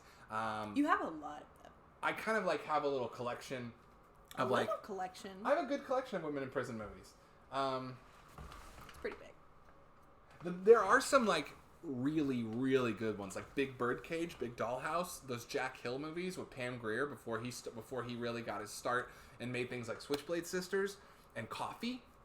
Like Jack Hill and Pam Grier, their women in prison movies are on fire. And then of course stuff like there was also the Japanese pinky violence craze around the same time where they wanted to have women action movies, but the studio said not unless there's titties, and so they merged the two and made this studios. So eloquent. So eloquent. I mean, that's Nikatsu and Toei and Toho in the 60s. And especially Nikatsu. But through that, you get some things like Female Prisoner Scorpion number 701, which, despite its very long title, is one of the tightest, most interesting experimental genre movies. I would love to watch that with you. Yeah. Huge Meiko Kaji fan right here. In fact, I don't know if y'all know this, but Meiko Kaji is the name I adopted for myself as my battle rap alter ego, which is actually, I've used that name a fair amount of times in public. Anyway, love women in prison movies. It was really interesting to see Caged because it so clearly is the, most of the time there's like an indie bubbling up of something kind of controversial or daring that then becomes successful to the point where Hollywood will recreate some version of it. Mm-hmm. Blaxploitation is a great example. Blaxploitation bubbles up out of this independent desire to tell movies that you can make pretty cheap, that are urban set action movies with black casts that can get you an audience that maybe Hollywood is missing. And it resulted in a lot of black and white collaboration on these movies, specifically Jack Hill, Pam Grier, Fred Williamson. Those get successful, and then what's the movie we think of when we think of blaxploitation now? It's Shaft. Shaft was Warner Brothers saying, we like what you're doing, here's our version of it with a budget and a theme song by a famous musician and a like a marketing campaign. Yeah. It's interesting to see how Caged worked in reverse. How Caged was part of this 40s social drama thing, and then people were like, wait, we could tell stories about women in prison fighting each other. That'd be pretty cheap to do, plus TNA. Let's do it. And you end up with a lot of trash, but you end up with a few gems. So yeah. That's my dirty secret. And then finally, High Fidelity I rewatched. That was a comfort watch when I was moving out. Really made me cry this time. I don't know why. It hit me. Yeah. I mean, I feel like it's probably moving, age. Yeah. Like nostalgia. I feel like I identified with his desire to better himself more than I ever have. I feel like it got me at the end. I love that movie. I read the book in high school, Me and too. High Fidelity was one of the first, I think, pretty sure. When did that movie come out? 2000. Oh, yeah. Oh. No. Oh. Are you sure it wasn't 2001? It's 2000. It came out on DVD in 2001. Okay, so I think it is. I think it might be the first movie I rented on my own. Nice. That's amazing. Yeah. Had you read the book before you saw the movie? Mm-hmm. That's interesting. Yeah. I definitely saw the movie, became obsessed, read the book, then read About a Boy, and then saw About a Boy in 2002 when it came out. Oh, that's fun. Yeah, the book is different. Definitely. Yeah. In some ways, I actually remember one of the things that's different. In the movie, it's Evil Dead 2, and in the book, it's The Godfather, I think. I distinctly remember the movie being different, because I was always and the music is different. Well, it's set in England. Yeah. In the book. Yeah. Which, Chicago by the in way, movie. that's another reason I grew up loving it, is because it was set in Chicago, which is like next door to me. It was like the city I'd been to. Yeah. Which, by the way, speaking of TV, we've been kind of on a little TV kick this episode, but the High Fidelity TV show, I tore through when it came out. Yeah, I remember. It's great. I really recommend it. Well, I would love to watch that. Yeah. All right. And then the only other one we watched together, guys, was Barb and Star go to Vista Del Mar. Oh my god! It's so. I feel like this whole like week has been such a blur. That was like night 2. You were here. That movie was fun. Really fun. This is a big recommendation for me. It's Kristen Wiig, and I'm forgetting the other actress's name. Actress is a dumb word. The other actor's name. She was a co-writer of Bridesmaids, I believe. Give it a goog. Give it a goog. Give it a goog. I loved this movie. Stephanie, thoughts? Yeah, this movie really felt like it was kind of nodding back to sort of an Anchorman era style comedy, but it also like felt like a Dayglow version of that, or like a Golden Girls version of that. Ooh, I love that. Really fun, some really bizarre like magical realism sprinkles here and there. Yeah, like Anchorman. Like the ability to launch into a musical number with no context. Yep. So yes, her name is Annie Mamolo, and she has written several things. Bridesmaids, Bad Moms, The Boss, This Is 40, among them. So definitely frequent Kristen Wiig and Paul Feig and Judd Apatow collaborator. For sure. And you can see it coming out of that Judd Apatow style comedy. I think afterwards we were like, this is a great segue from how we were talking about the bro-y comedies of the aughts. Yeah. Because it is that sort of like, it did feel very Anchorman-y in the sense like, we watched Anchorman recently. You hadn't seen it, or hadn't seen it for a long time. It had been a really long time. And I remember one of the things that made you laugh the hardest in it was the spontaneous Afternoon Delight sequence. When they all just started, what, am I missing something? No. I'm going into my memory banks. Oh, okay. I'm going, they're all standing in the office, and it's like, what's it like? What's love like? And he's like, well, it's a little bit like, it's how to make it in the night of day. I think, yes, I do. I think the reason that tickled me so is because it's not a proper musical number. They just like sing the song, and then it's like this, great. And then they're like, all right, we're done. Like, it is so random, but it also feels like when you're with your friends and you have an inside joke and you do something that's like a too long. It's too long of a joke, but you guys know exactly what what is in your brain, and then you're done, and then you like go back to eating your sandwich. Yeah, absolutely. Yeah. And I think that's the joy, is because I think, like podcasts, the reason we watch comedies is to feel included, is to feel like we feel human, we share a sense of humor and hope and optimism, or even if it's a black comedy, even if it's a something like cynical and sarcastic, it's hope. And I think that this movie is very much about hope. It's very much about getting, for me, this movie was how Stella got her groove back plus Anchorman. It was really plus fun. Fargo, maybe. It was really, really fun. It was also fun seeing Kristen Wiig like back in a truly comedic role that's very character driven. I feel like,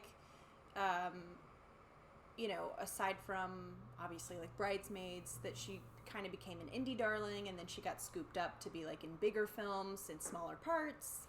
And this feels the villain in a DC movie. Yeah, exactly. This feels like very much a return to form for Kristen Wiig, and it was really fun to watch her.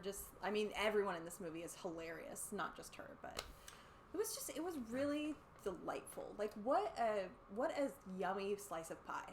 That is such a good way to put it. Yeah. What kind of pie is it? 1, 2, 3. Chocolate key lime mousse. pie.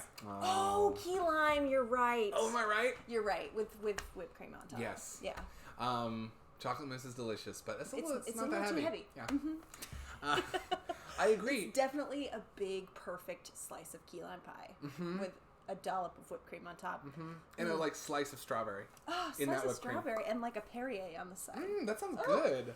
It's a wash it brunch. down. It's a delicious brunch of movies that you go home from feeling a little tipsy and feeling like you had a good conversation with friends. I love that. Yeah. And it really washed away the until you said until you started talking about Kristen Wiig's career, I'd forgotten about her kind of disastrous turn in Wonder Woman 2. Mm-hmm. This movie is a perfect antidote for that. Yeah. For that career misstep. Yeah. Also, I don't think anyone's holding the actors accountable for Wonder Woman 2. No. And I thought she was better in the Selena Kyle than she was in the Catwoman. Mm-hmm. Yeah, but that's, is that her fault? Or is it the weird CG? There's a lot of problems in that movie. Uh-oh, Cat's did back. Did somebody say Catwoman? I heard talk of cats. Okay, y'all. Welcome back, Pickles. I hope everything's okay. Oh, great job. Great. Stream you mod. Great job, nerds. Dropped in dropped in out of the blue and redeemed Adam Freestyle. So, all right, here we go. I'm waiting for the YouTube ad to finish.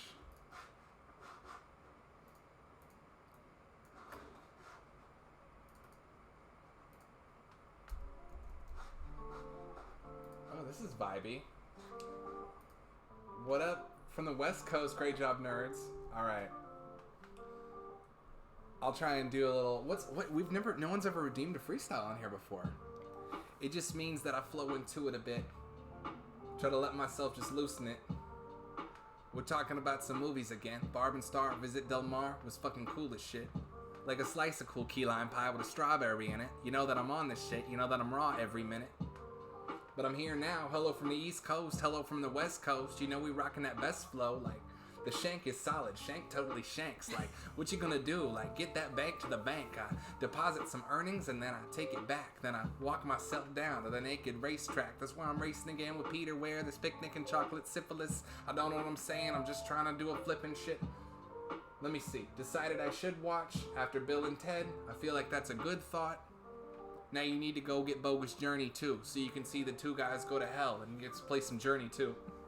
They don't actually play Journey, boo. Don't expect no Journey when you turn on that movie, dude. But Face the Music will happen later. Like 25 years later. And they have daughters in it that are cool. They're like Bill and Ted, but young girl skaters. It's a great movie. You should check it out. The entire trilogy is dope. It'll give you clout to be able to walk into conversations and drop a quote and people will be like, yo, that's from 30 years ago. But I recognized it because I grew up on it and now I like you. It's a great way to just get in and break the ice too. Anyway, that's my freestyle. Hope it was nice to you. Thank you for redeeming the points. Now on to... damn, I was going to say part 2, but part 2 didn't rhyme. So let me go back. Hope that freestyle was nice to you. Thank you for redeeming the points. I hope it's fly for you. Now I'm coming through jackpot and I have on something.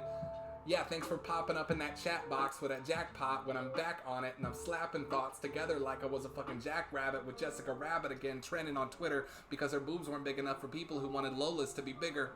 This shit's stupid. It's a cartoon rabbit. I know Glowcat knows what I'm talking about because I saw them talk about it too and complain about it. And I was staying on it. And I was busy but scrolling through my Facebook feed upon it and I saw Glowcat's status saying that and I was like, yeah, it's very true. It's a cartoon rabbit. Take it back. All right. That was vibey. That was vibey. That was a fun beat. It's made for children. That's right, Glowcat. Glowcat in the back of the freestyle. You're in the back of the booth going, it's made for children. Okay. Thank you for coming in with that. Great job, nerds. I'm not sure if y'all could actually hear that beat. I don't, again, have our setup properly set up. That was a nice little flow. Oh, thank you. I like that beat, too. I like the beat, too. There was a good little gif of Homer Simpson looking super baked, nodding his head while that played. Oh no, 34 Adam freestyles. We'll have to. That'll be later. Get your cough drops. Get my cough drops. That's right. That's a concert. Okay, so we got through the what did you watch? A lot of great ideas. I want to recap some things. We talked about a lot. I feel like you're right. We brushed the dust off. Yeah, we were sort of, speaking of this spider, the cobwebs were kind of, we were like, oh, okay. This spider's just trying to build a home out here, too. For sure. We're all just trying to build a home, man. And you know what I think it weirdly, like... Hype NB. I love Hype NB. Yes. I've never heard of the term Hype NB, but I'm... Oh, I love that. down for it. I think it's weirdly like comforting now that the sun's going down. What?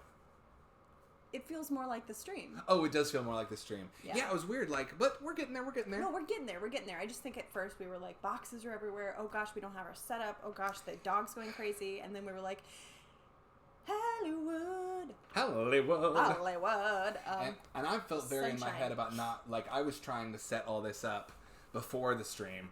Not going to happen. There's a lot of work to be done still. Oh, and also, in case anyone missed it at the top of the stream, and also, Great Job Nerds just popping in now, any thoughts, feelings, advice, or whatever on how to assemble the shelf behind us?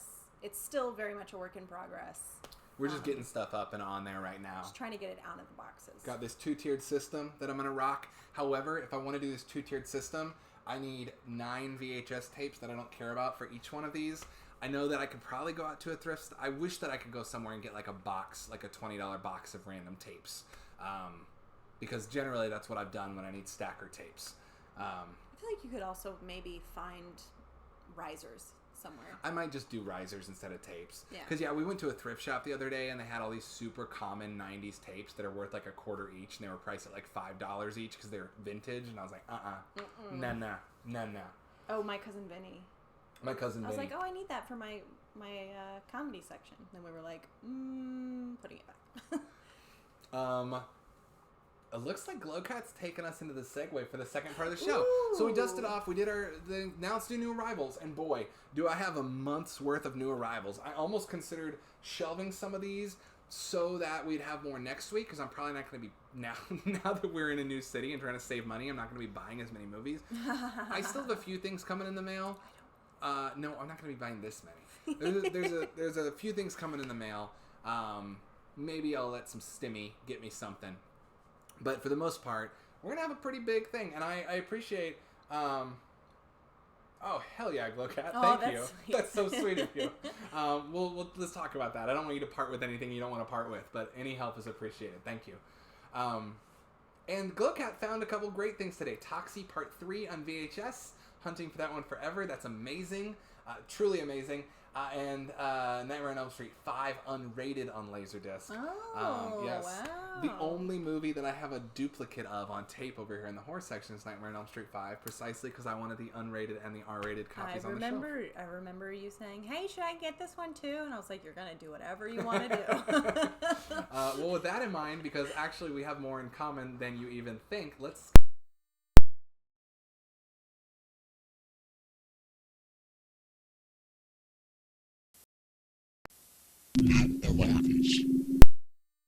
New arrivals. Avils. Will you hit that? I can't get to it, but will you turn that light switch on?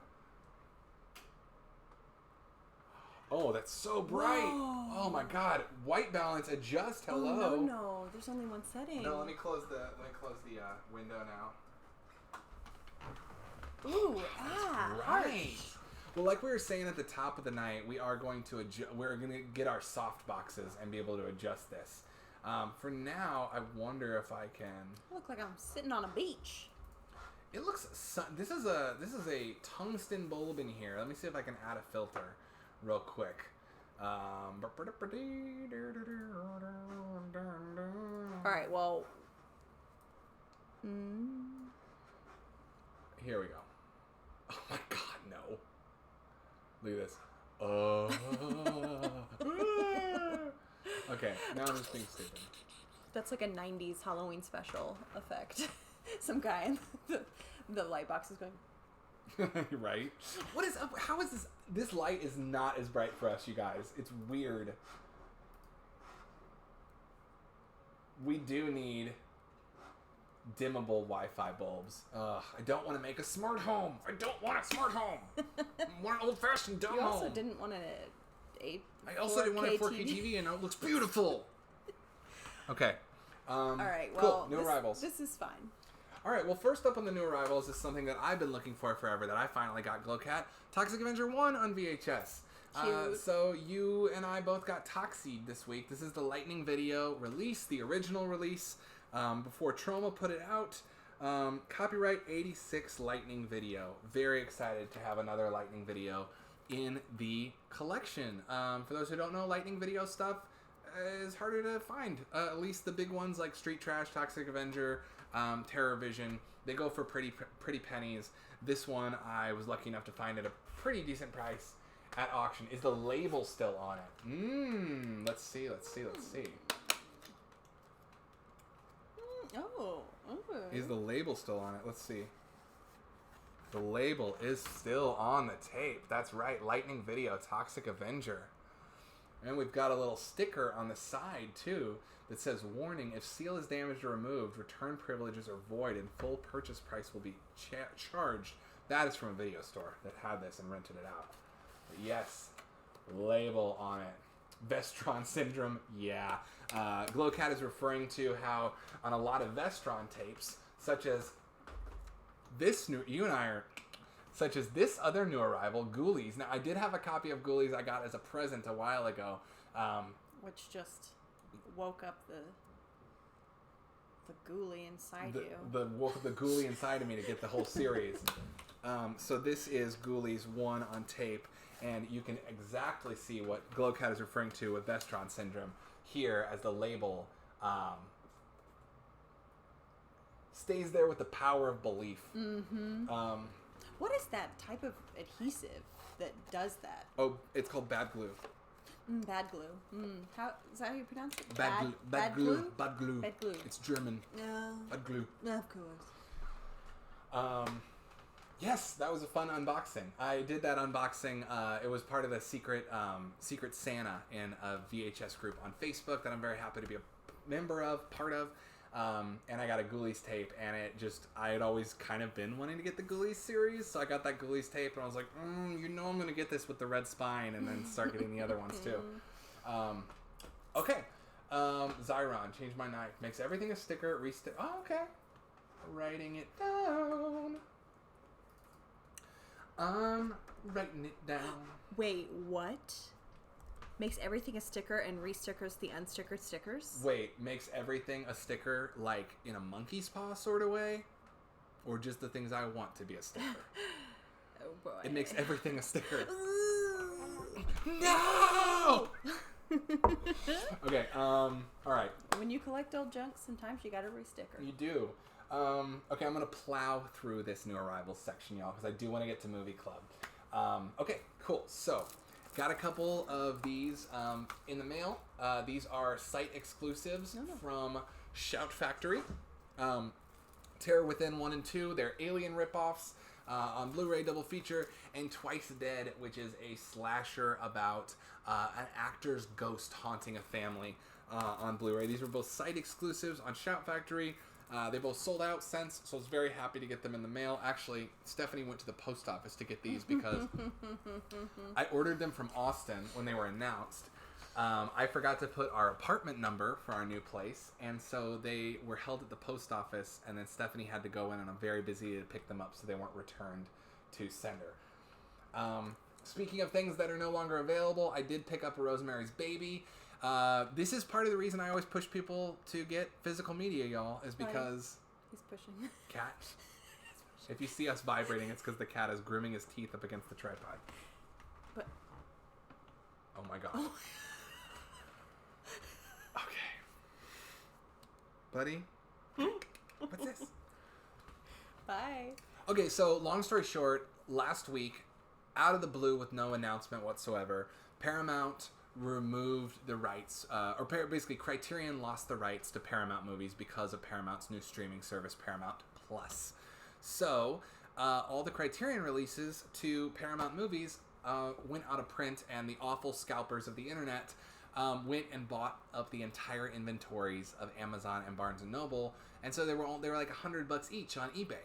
I was on the road driving through Arizona at the time, and so I hopped on the Barnes & Noble app and did an in-store pickup for a store in Tucson. I stopped in and grabbed this for normal price. Very happy. It was one that I've been putting off, and that's the thing with physical media. You were sort of putting it in your stack and taking it out of your stack, putting it in your stack, and being like, no, I'll get it later. The last sale. Mm-hmm. And that's why I'm paranoid. Mm-hmm. Is because some of the things you're like, it's Rosemary's Baby. It's not going anywhere. It's Rosemary's Baby. And then it goes somewhere. Then Rosemary's Baby grows up and moves out. And leaves you and rules the world into darkness. Another fun tape that I got. Boo Paramount, indeed. Another fun tape that I got. Garbage Pail Kids on VHS. Terrible movie. Very fun tape. This is a release from KVC Home Video. Now, here's what I know about this. KVC Home Video is based in Indianapolis, or was based in Indianapolis. This tape's copyright is 1987. There's another copyrighted 88 copy of this tape from, I want to say, from Paramount, I think. I've seen both floating around. Both are supposed to be pretty rare, but I picked this one up because of the KVC, because as far as I know, this is the first release, and I'm a first release nerd. Okay, I'm going to keep this going quickly. Final tape, gotta shout out Glowcat for this beautiful, beautiful tribute tape. I may have shown this off on the stream before. I don't care. It's worth showing off again. Oh, so rad. This is a tribute to MF Doom, titled Doom. Entirely laid out and designed by Glowcat. And I'll just read what it is. Featuring fan-made music videos for the entirety of Food, as well as fan-made projects, other MF Doom projects like Danger Doom, JJ Doom, King Ghidorah, Victor Vaughn, Mad Villain, and Neruman Doom. I've never said that out loud before. Also got the beautiful sticker. Shout out to Scrub House Video Club for putting this together. A beautiful tribute to one of the most important rap artists of all time. Thank you for this. Sincerely, thank you, not just for letting me buy a copy from you, but thanks for putting this out into the world. This is special. It's very cool. Special is a good word. I'm glad people won't leave you alone. That's what happens when you create something great. Okay, quickly gonna rattle through these. One of my favorite movies. I bought this. I ordered this on eBay because of the scare with Criterion losing stuff. This went out. This stopped being on Amazon. It's an old Criterion DVD. There's no indication they're putting it out on Blu-ray, so I snagged it. Luchino Visconti is one of my favorite Italian filmmakers. He's not as rugged or rough around the edges or daring as someone like Argento. He's not a horror filmmaker, nor is he like De Sica or even Rossellini. He is a romantic Grand Guignol filmmaker. A what? Grand Guignol, like big, like operatic. Grand Guignol. My favorite movie by him is called The Leopard, which is the story of the Risorgimento, which was a period in Italian history in the 19-teens where all the aristocrats lost all their money and things were reorganized. Risorgimento. All right, if I'm saying that right. Great movie about the aristocracy falling, very like Godfather-esque in its scale. This is a much smaller movie. This has 3 characters in it. It's a love triangle movie. Beautiful movie. I don't want to say too much more. If you get a chance to watch it, Le Notte Bianche, it means the White Knights. Google either its Italian title or its U.S. title. I think it's streaming on Criterion, but I wanted to snag a copy while I could. Speaking of women in prison movies, pick these up from the Shout Factory sale. Lethal Ladies 2, and Big Bad Mama with Angie Dickinson 1 and 2. This is because I have a secret project that is exploitation driven that I want to do a lot of research on. Finally, a Sega Saturn game, Loaded. I have to get some more Sega Saturn games for the Monday streams, and this is exactly the kind of like Sega R-rated, it has blood in it shit that I lived for as a kid. Okay, on to some arrows. Dang.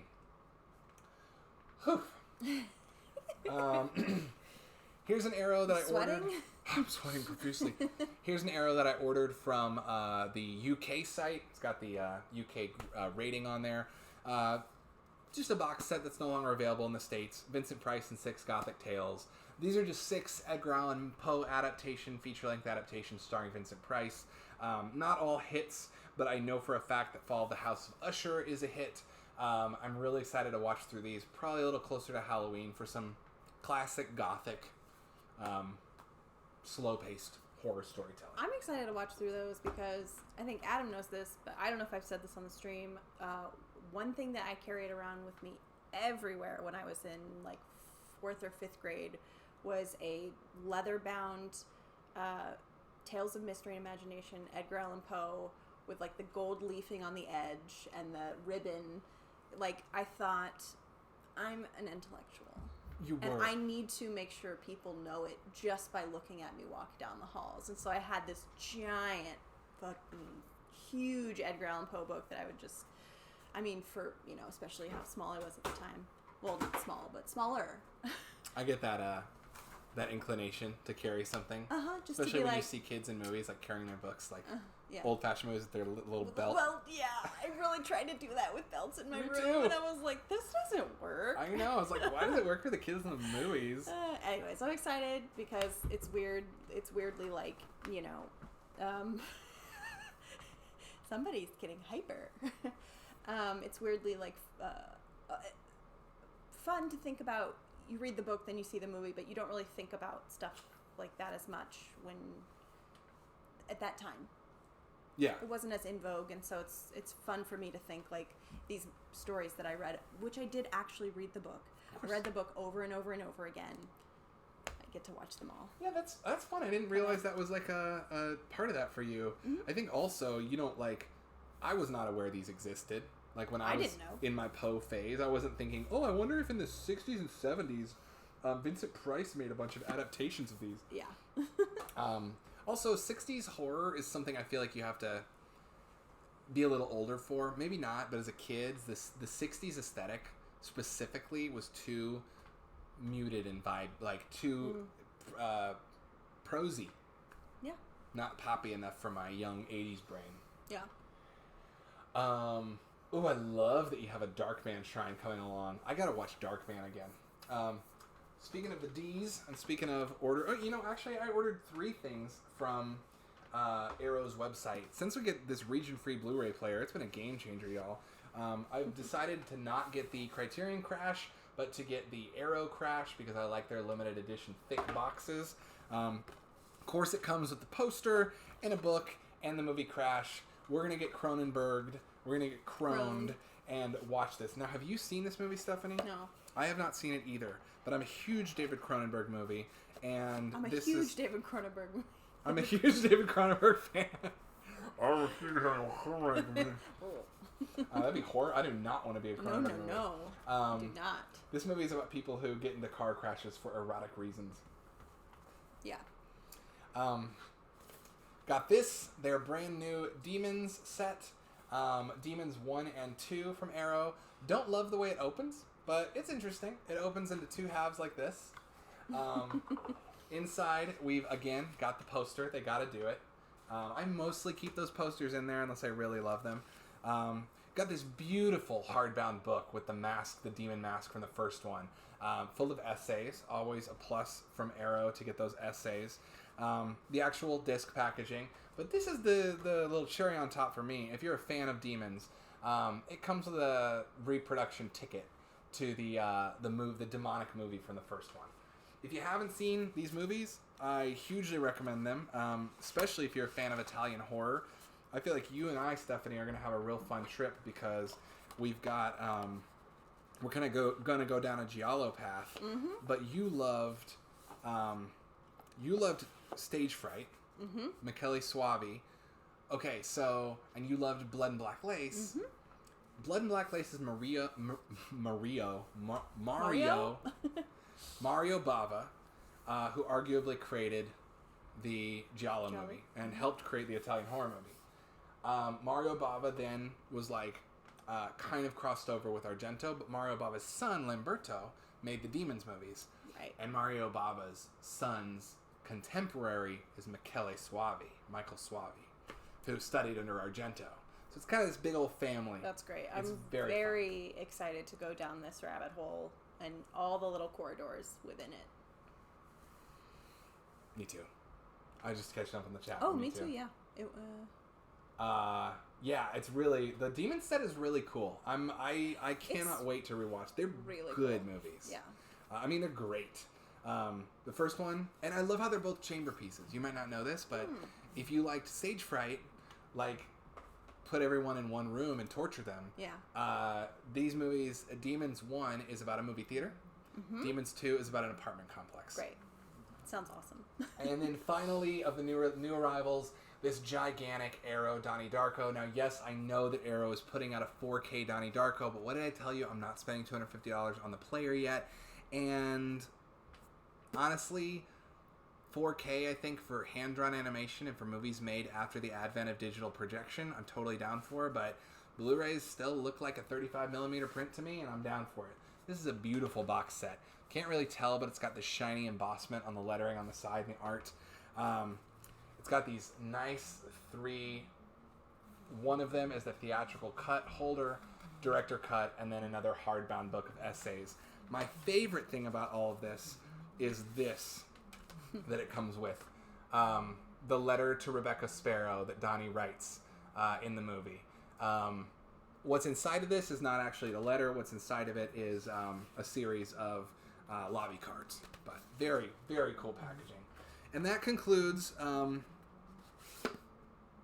the new arrivals portion of the night, y'all. That was a big haul. It was a big haul, but this is 4 weeks of getting stuff, and it's not actually just 4 weeks of buying stuff. It's 4 weeks of things coming in the mail, because, like, these last 3 that I went through, the British ones, Demons, Crash, Donnie Darko, basically all the Arrows, the Vincent Price box set, I ordered those from the Arrow Films website in the UK. Demons is a new release. That just came out in the UK last week.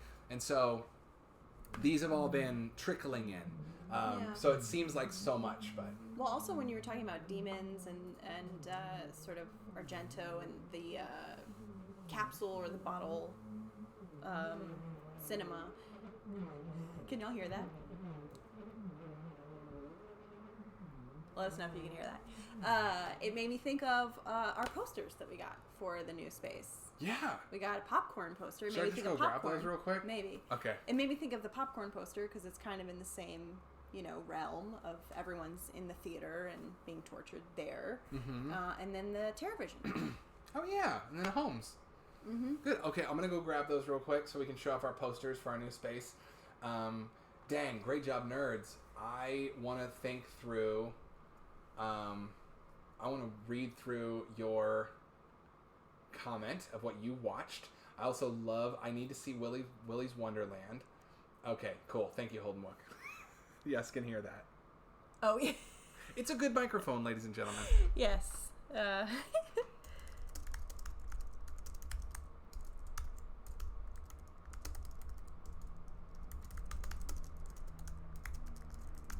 If we're being weirdly up and down with our voices about it...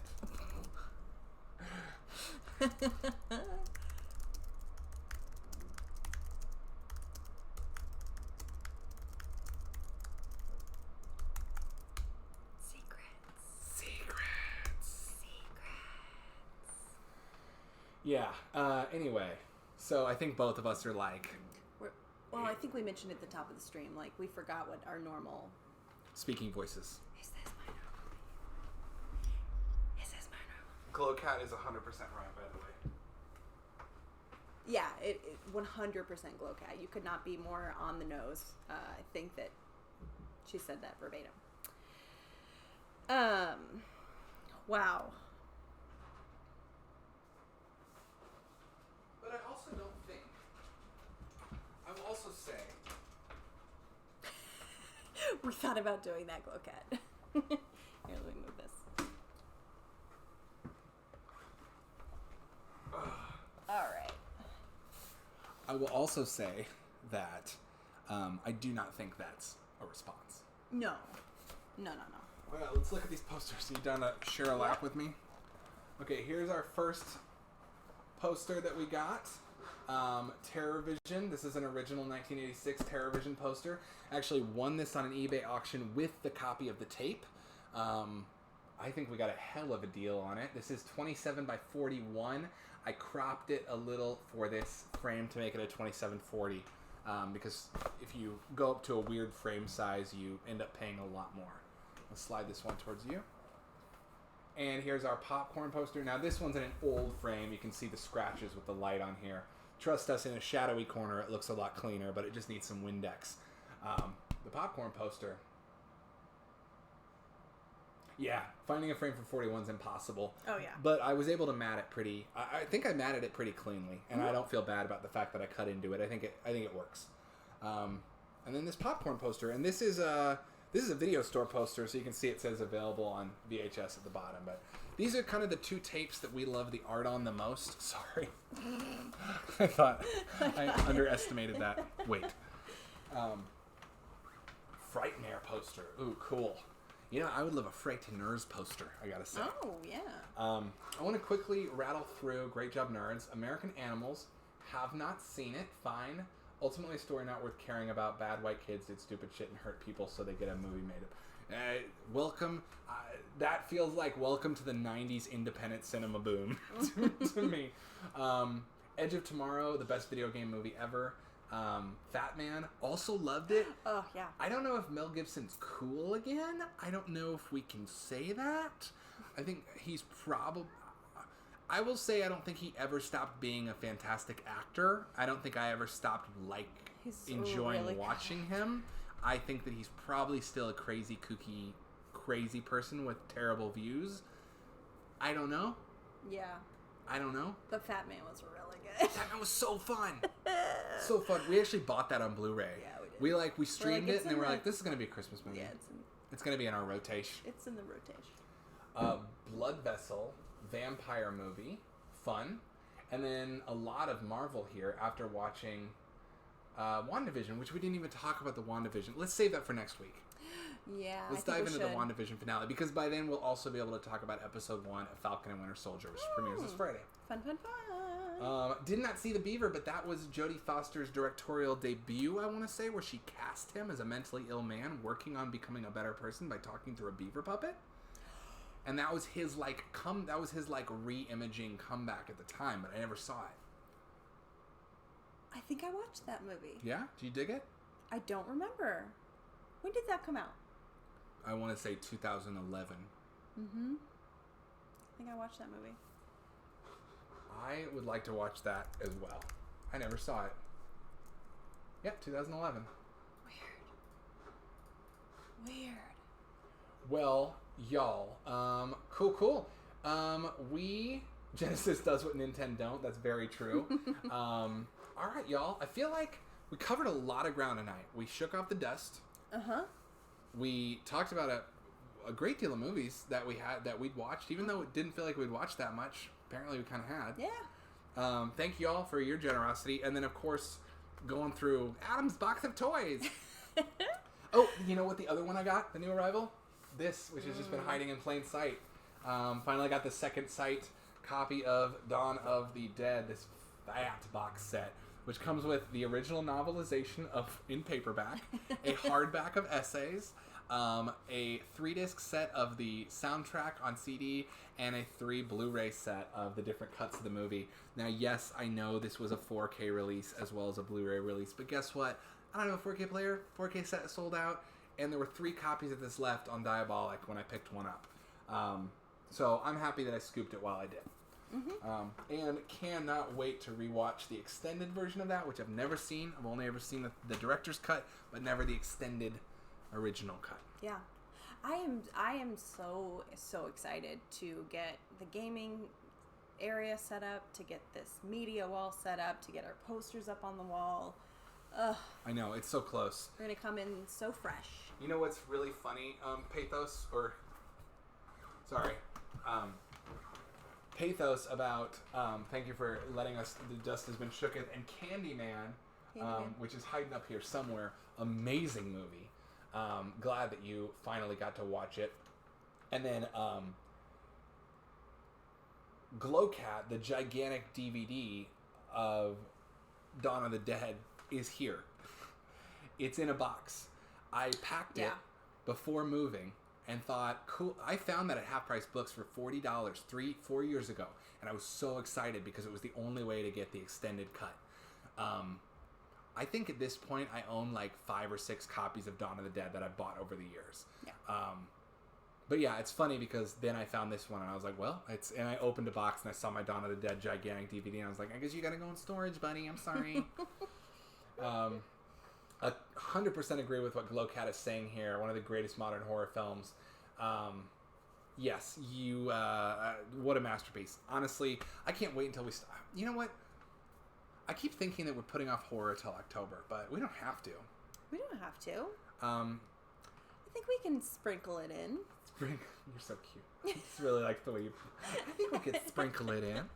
I mean, last year we did so much horror.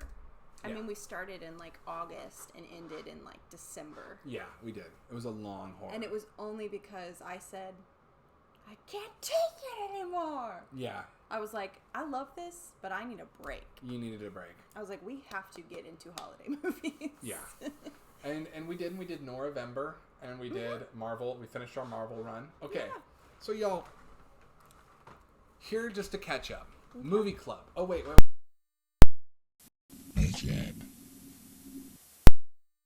Movie club. Movie club. Oh, it's not weird that I turned towards you a little bit. I love it. Great. Feels, you know, maybe we can kind of cheat out, like a talk show format. We're kind of cheated to the camera, but facing each other. Look. Catching up. The last thing we did was we set our movie club pick to be Bamboozled. Mm-hmm. Spike Lee, Bamboozled, 2000, 2001, 2000, with Ryan. And we're going to watch it. Then Texas got frozen. Mm-hmm. Then we moved separately, delayed. And I never watched it. I still have a copy of it here, waiting to be watched. I cannot wait to watch it. In one of these boxes. It's in that box on the bottom. I know where it is. However, I want to start with a movie club pick, and I also want to say that something I've been putting off. Something I've been putting off until we got here was going on little sprints of watching things. Mm-hmm. And those sprints might include, for instance, where's my head at? These. These are the Studio Ghibli Blu-ray remaster steelbooks that came out from Shout Factory. I've been collecting those. I would love to watch through Studio Ghibli movies. I've only seen about 4 of those. I trust them, so I'm getting them all. Or one of these box sets, the Tsukamoto box set, which I've watched about half of. Or this Alfred Hitchcock box set. Or there's a million different things that either we've been talking about, hey, why don't we dive in? Or these tapes, I got a bunch of Hong Kong movies, and I've been like, oh, I want to jump in and watch all these Hong Kong movies I've never heard of before. Mm-hmm. Where's y'all's, what are y'all interested in? Because I could throw up a poll with a billion different options, but maybe if there's anything that's piqued anyone's curiosity, obviously including ours, we can kind of start there and we can narrow it down, you know? Is it Italian horror? Is it anime? Like, where's our where head? Are we? Where are we? Let's figure out where we are.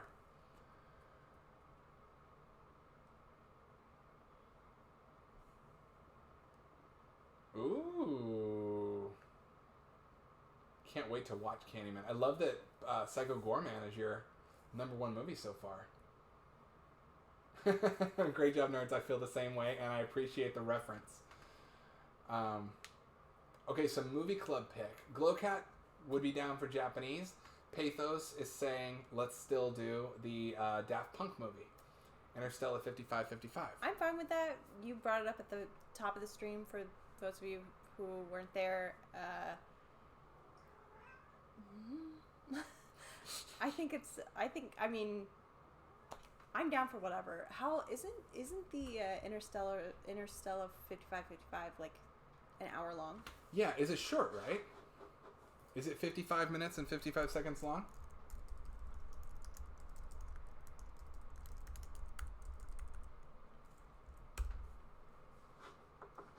Oh, no, it's an hour and a half.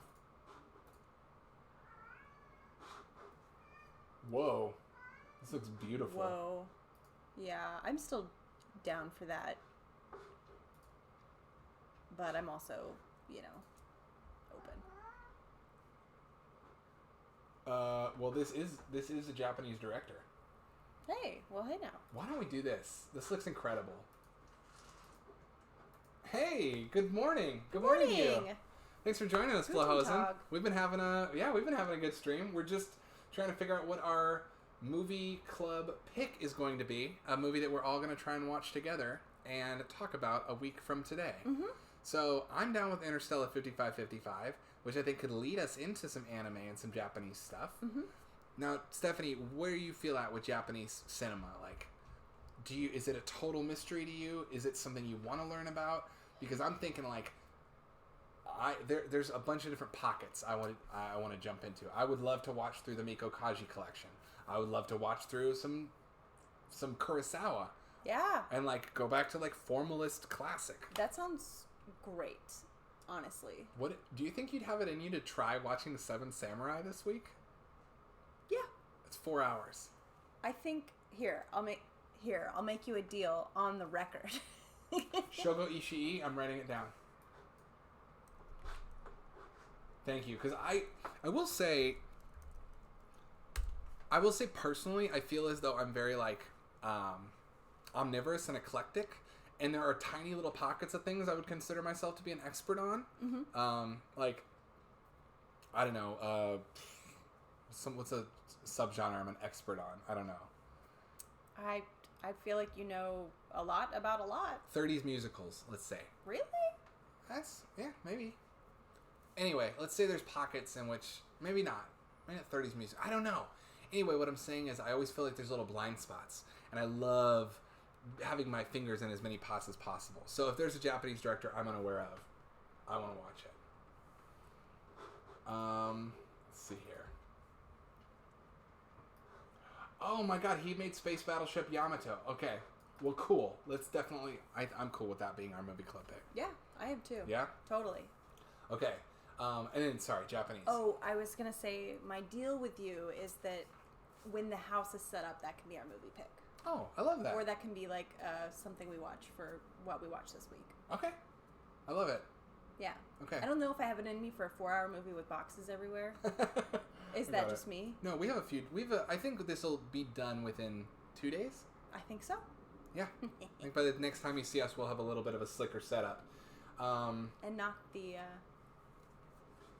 sun in the room with us. Right. And, oh yes, and you know what? It's funny. Glowcat, Electric Dragon, 80,000 volt. I've heard of. I've had that recommended to me before, maybe by you. And yes, Flahosen. My family is from Germany originally, although they moved here in the 19th century, like the 1870s. So yes, I do. I have had contact. Okay, cool. Shogo Ishii, checking that out. Awesome. Okay, cool. Well, here's the thing. I still want to kind of know what y'all are feeling in terms of like a vibe to follow. I think the Daft Punk tribute / anime is a perfect starter vibe. Mm-hmm. Where do you want to take that? Where do you want to follow that? Do you want to dive? And it doesn't have to be stuff that's here. Obviously, I'm biased. I want to watch through the stuff I got, but I can do that on my own and report back. So, sub question. Even if it's not something, say like Studio Ghibli, even if it's not something where you're like, oh, I don't have access to every single one of those movies, Adam, don't put me on the hook for watching those. Would you be interested in if I did a deep dive and tried to proffer some sort of thoughts? You know, like we did that with 80s slashers. We did that with 90s techno horror stuff. I feel like those were some strong streams. So what is, even if it's not something we all watch together, is there a genre, a subgenre you'd want to see us do a deep dive into? Yeah, and I think as previously mentioned, the thing we had discussed right before leaving was kind of giallo. Giallo, right. Mm-hmm. So we could Which definitely... demons... Yeah. I'm if down. you're down, we can jump into the demons train and get into some Italian horror. I'm down to go Japanese cinema, Italian horror. Japan and Italy are my two favorite cinemas outside of Hollywood. Yeah. Period. Yeah. Cool. Awesome. Well then, our movie club pick is Interstellar 5555, which honestly will probably look beautiful on this TV. My staff pick is going to be Southland Tales. Okay, my staff pick. You know, I think my staff pick is going to be... I thought that this would be a ridiculous staff pick, but then after hearing Holden Wook had just watched Bill and Ted, and us kind of touching briefly on this movie again, I'm going to say fuck it. My staff pick is Sister Act 2. Hell yeah. Hasn't it already been? No. Yeah. My cousin Vinny was. Okay. I do not believe that I'm not... I don't believe in my heart that I'm right. Okay, my cousin... You're right. It was my cousin Vinny. We had some good staff picks. Mm-hmm. Yeah, my cousin Vinny. Okay, Sister Act 2. Boom. There you go. Because I was thinking I wouldn't pick that because surely everyone's seen that. Because I've seen it 7,000 times. But then I'm like, well, maybe somebody hasn't. Who knows? Check it out. It's a fun one. It's awesome. Yeah. And then before we hop off here, thank you for letting us know we can watch it for free. I'm going to try and find... It's just about the only place to find it. Okay. Wow. Sorry. I want to look around because I do want to find... I want to play some anime on my 4K TV. That I just got. And look around. I was just saying, Great Job Nerds, nice little lineup there. Raising Arizona, The Graduate, and Manhunter. It's like 3 perfect movies right there. Yeah. Manhunter is so good. I don't know if I've seen Manhunter. You haven't because you got mad at me for watching it. Without me. Uh-huh. Mm-hmm. Uh-huh. But I'll rewatch it. Let the record show. Manhunter is so good. Oh man, you never seen any of those? You're in for a great week, dude. The Graduate was actually, if I recall correctly, The Graduate was one of me and Holdenwook's favorite movies back in the day. We watched it a lot. I think this is interesting because The Graduate and Raising Arizona have been in my mental queue of for rewatches. Huh. Well, then maybe we can for a while throw one of those on. And tonight we'll probably end up watching more Sex and the City. Yeah. And hopefully a movie later. I'll probably finish Batman v Superman, and then we'll end up watching the Snyder Cut. I know I'm going to watch that this week, so if anyone happens to watch it, again, we talked about this earlier in the stream. Probably going to be one of those movies that I don't like, but that I watch, and I'm probably objectively happy that it got made because it's so over the top. We'll see. Mm-hmm. Cool. Right. Oh, you can find a Blu-ray of it. Nice. That is cool, but I don't know if I could get it in time. I'll look right after this. Maybe we can order it and get it here in time. Not that we need more movies, as we have 6 boxes. We haven't even trying figured to get out onto how to fit everything we brought. We have a big closet. And there's drawers here that things can be stacked in. This is true. Don't worry. My vow to Stephanie is that all of this will be out of the way by, within 24 hours. Let the record show again. I love this sigh. Yes, and then Falcon and Winter Soldier. Very excited. Cool. We're coming up on the 2.5 hour mark, which is generally a good time for a longer movie to end. Mm-hmm. Also, it's getting dark here, and again, this is a little... Well, also, we're, trying to make sure that we have, the daylight boundaries with how loud we're being. Mm-hmm. But, we're figuring it out. Thank you for being here. Thank you for your patience in waiting for, a month for us to come back. Thank you for coming back to us. Really, remains the thing I look forward to every week. So, Pathos, Great Job Nerds, Watch Out Wedge, What's Up Flowhosen, Glowcat, Pathos, Holdenwook. What a crew we have had tonight. Yeah. Any final thoughts, Stephanie? Just happy to be back with regulars and new visitors to the store alike. And as Adam was saying, thank you for your patience. With us taking a break to get to move out to Hollywood. And as we get settled here on the West Coast, it's definitely a new experience. But really excited to be here. I will say on that note, the new experience, look, we had Ryan as our roommate in our house at the beginning of February. And then it was all move action. Texas had the deep freeze. Everything was shut down. Friends of ours were in need. Then we moved here. The place has been full of boxes. There's been some tension with just getting everything we need and other things. And we've just been trying to figure out what are our safe boundaries for existing and living our life, continuing this. So I want to say that after about 6 weeks of uncertainty and change, seeing y'all's names in the chat, having this feels like hanging out with friends again. It feels like being home again. It's very comforting. I'm in a really good mood, and I'm really appreciative to all of y'all for helping us, for coming back and sharing this space with us. Me too. I love being here. I love seeing y'all's names in the chat. I love talking about movies and TV and art. And farts. And farts. And cats and dogs. And pie. And pie. That's right. So watch Barb and Star. Go to Vista Del Mar. And have some key lime. Check out, watch some key lime pie. And honestly, drink a freaking Kool-Aid vodka while you watch it. Ooh, fun. I'm going to snap that so I remember. Don't hate me if you watch Southland Tales and you hate it. I didn't promise you'd love it. I promised it was interesting. Love you. Love you. Are we ready to hop off? I think we are. All right, y'all have a great night. Watch more movies. Be kind, rewind. Black Lives Matter. Be nice to each other out there. And thanks for coming. We'll see you in a week. Bye. You are in a video store. Say you are in a video store. You are in a video store. Say you are in a video store. You are in a video store. Say you are in a video store. You are in a video store. Say you are in a video.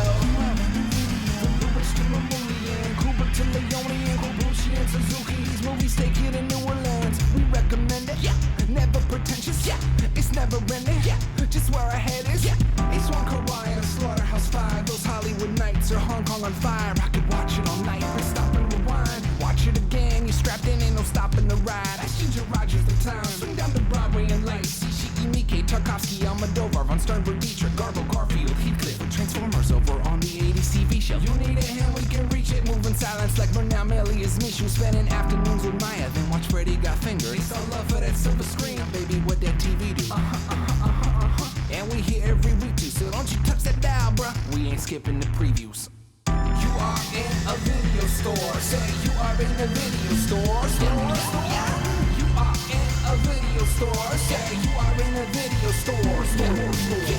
You are in a video store. Say you are in a video store.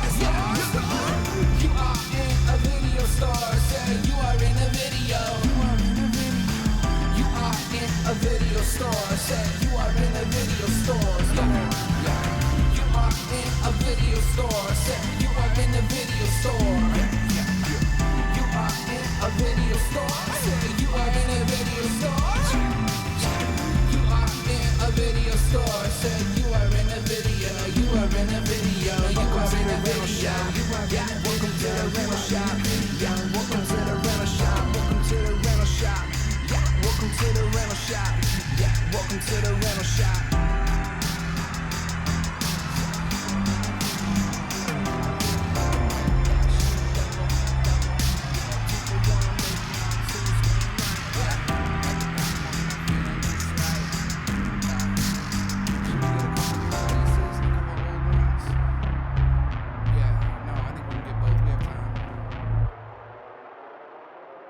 We'll watch them.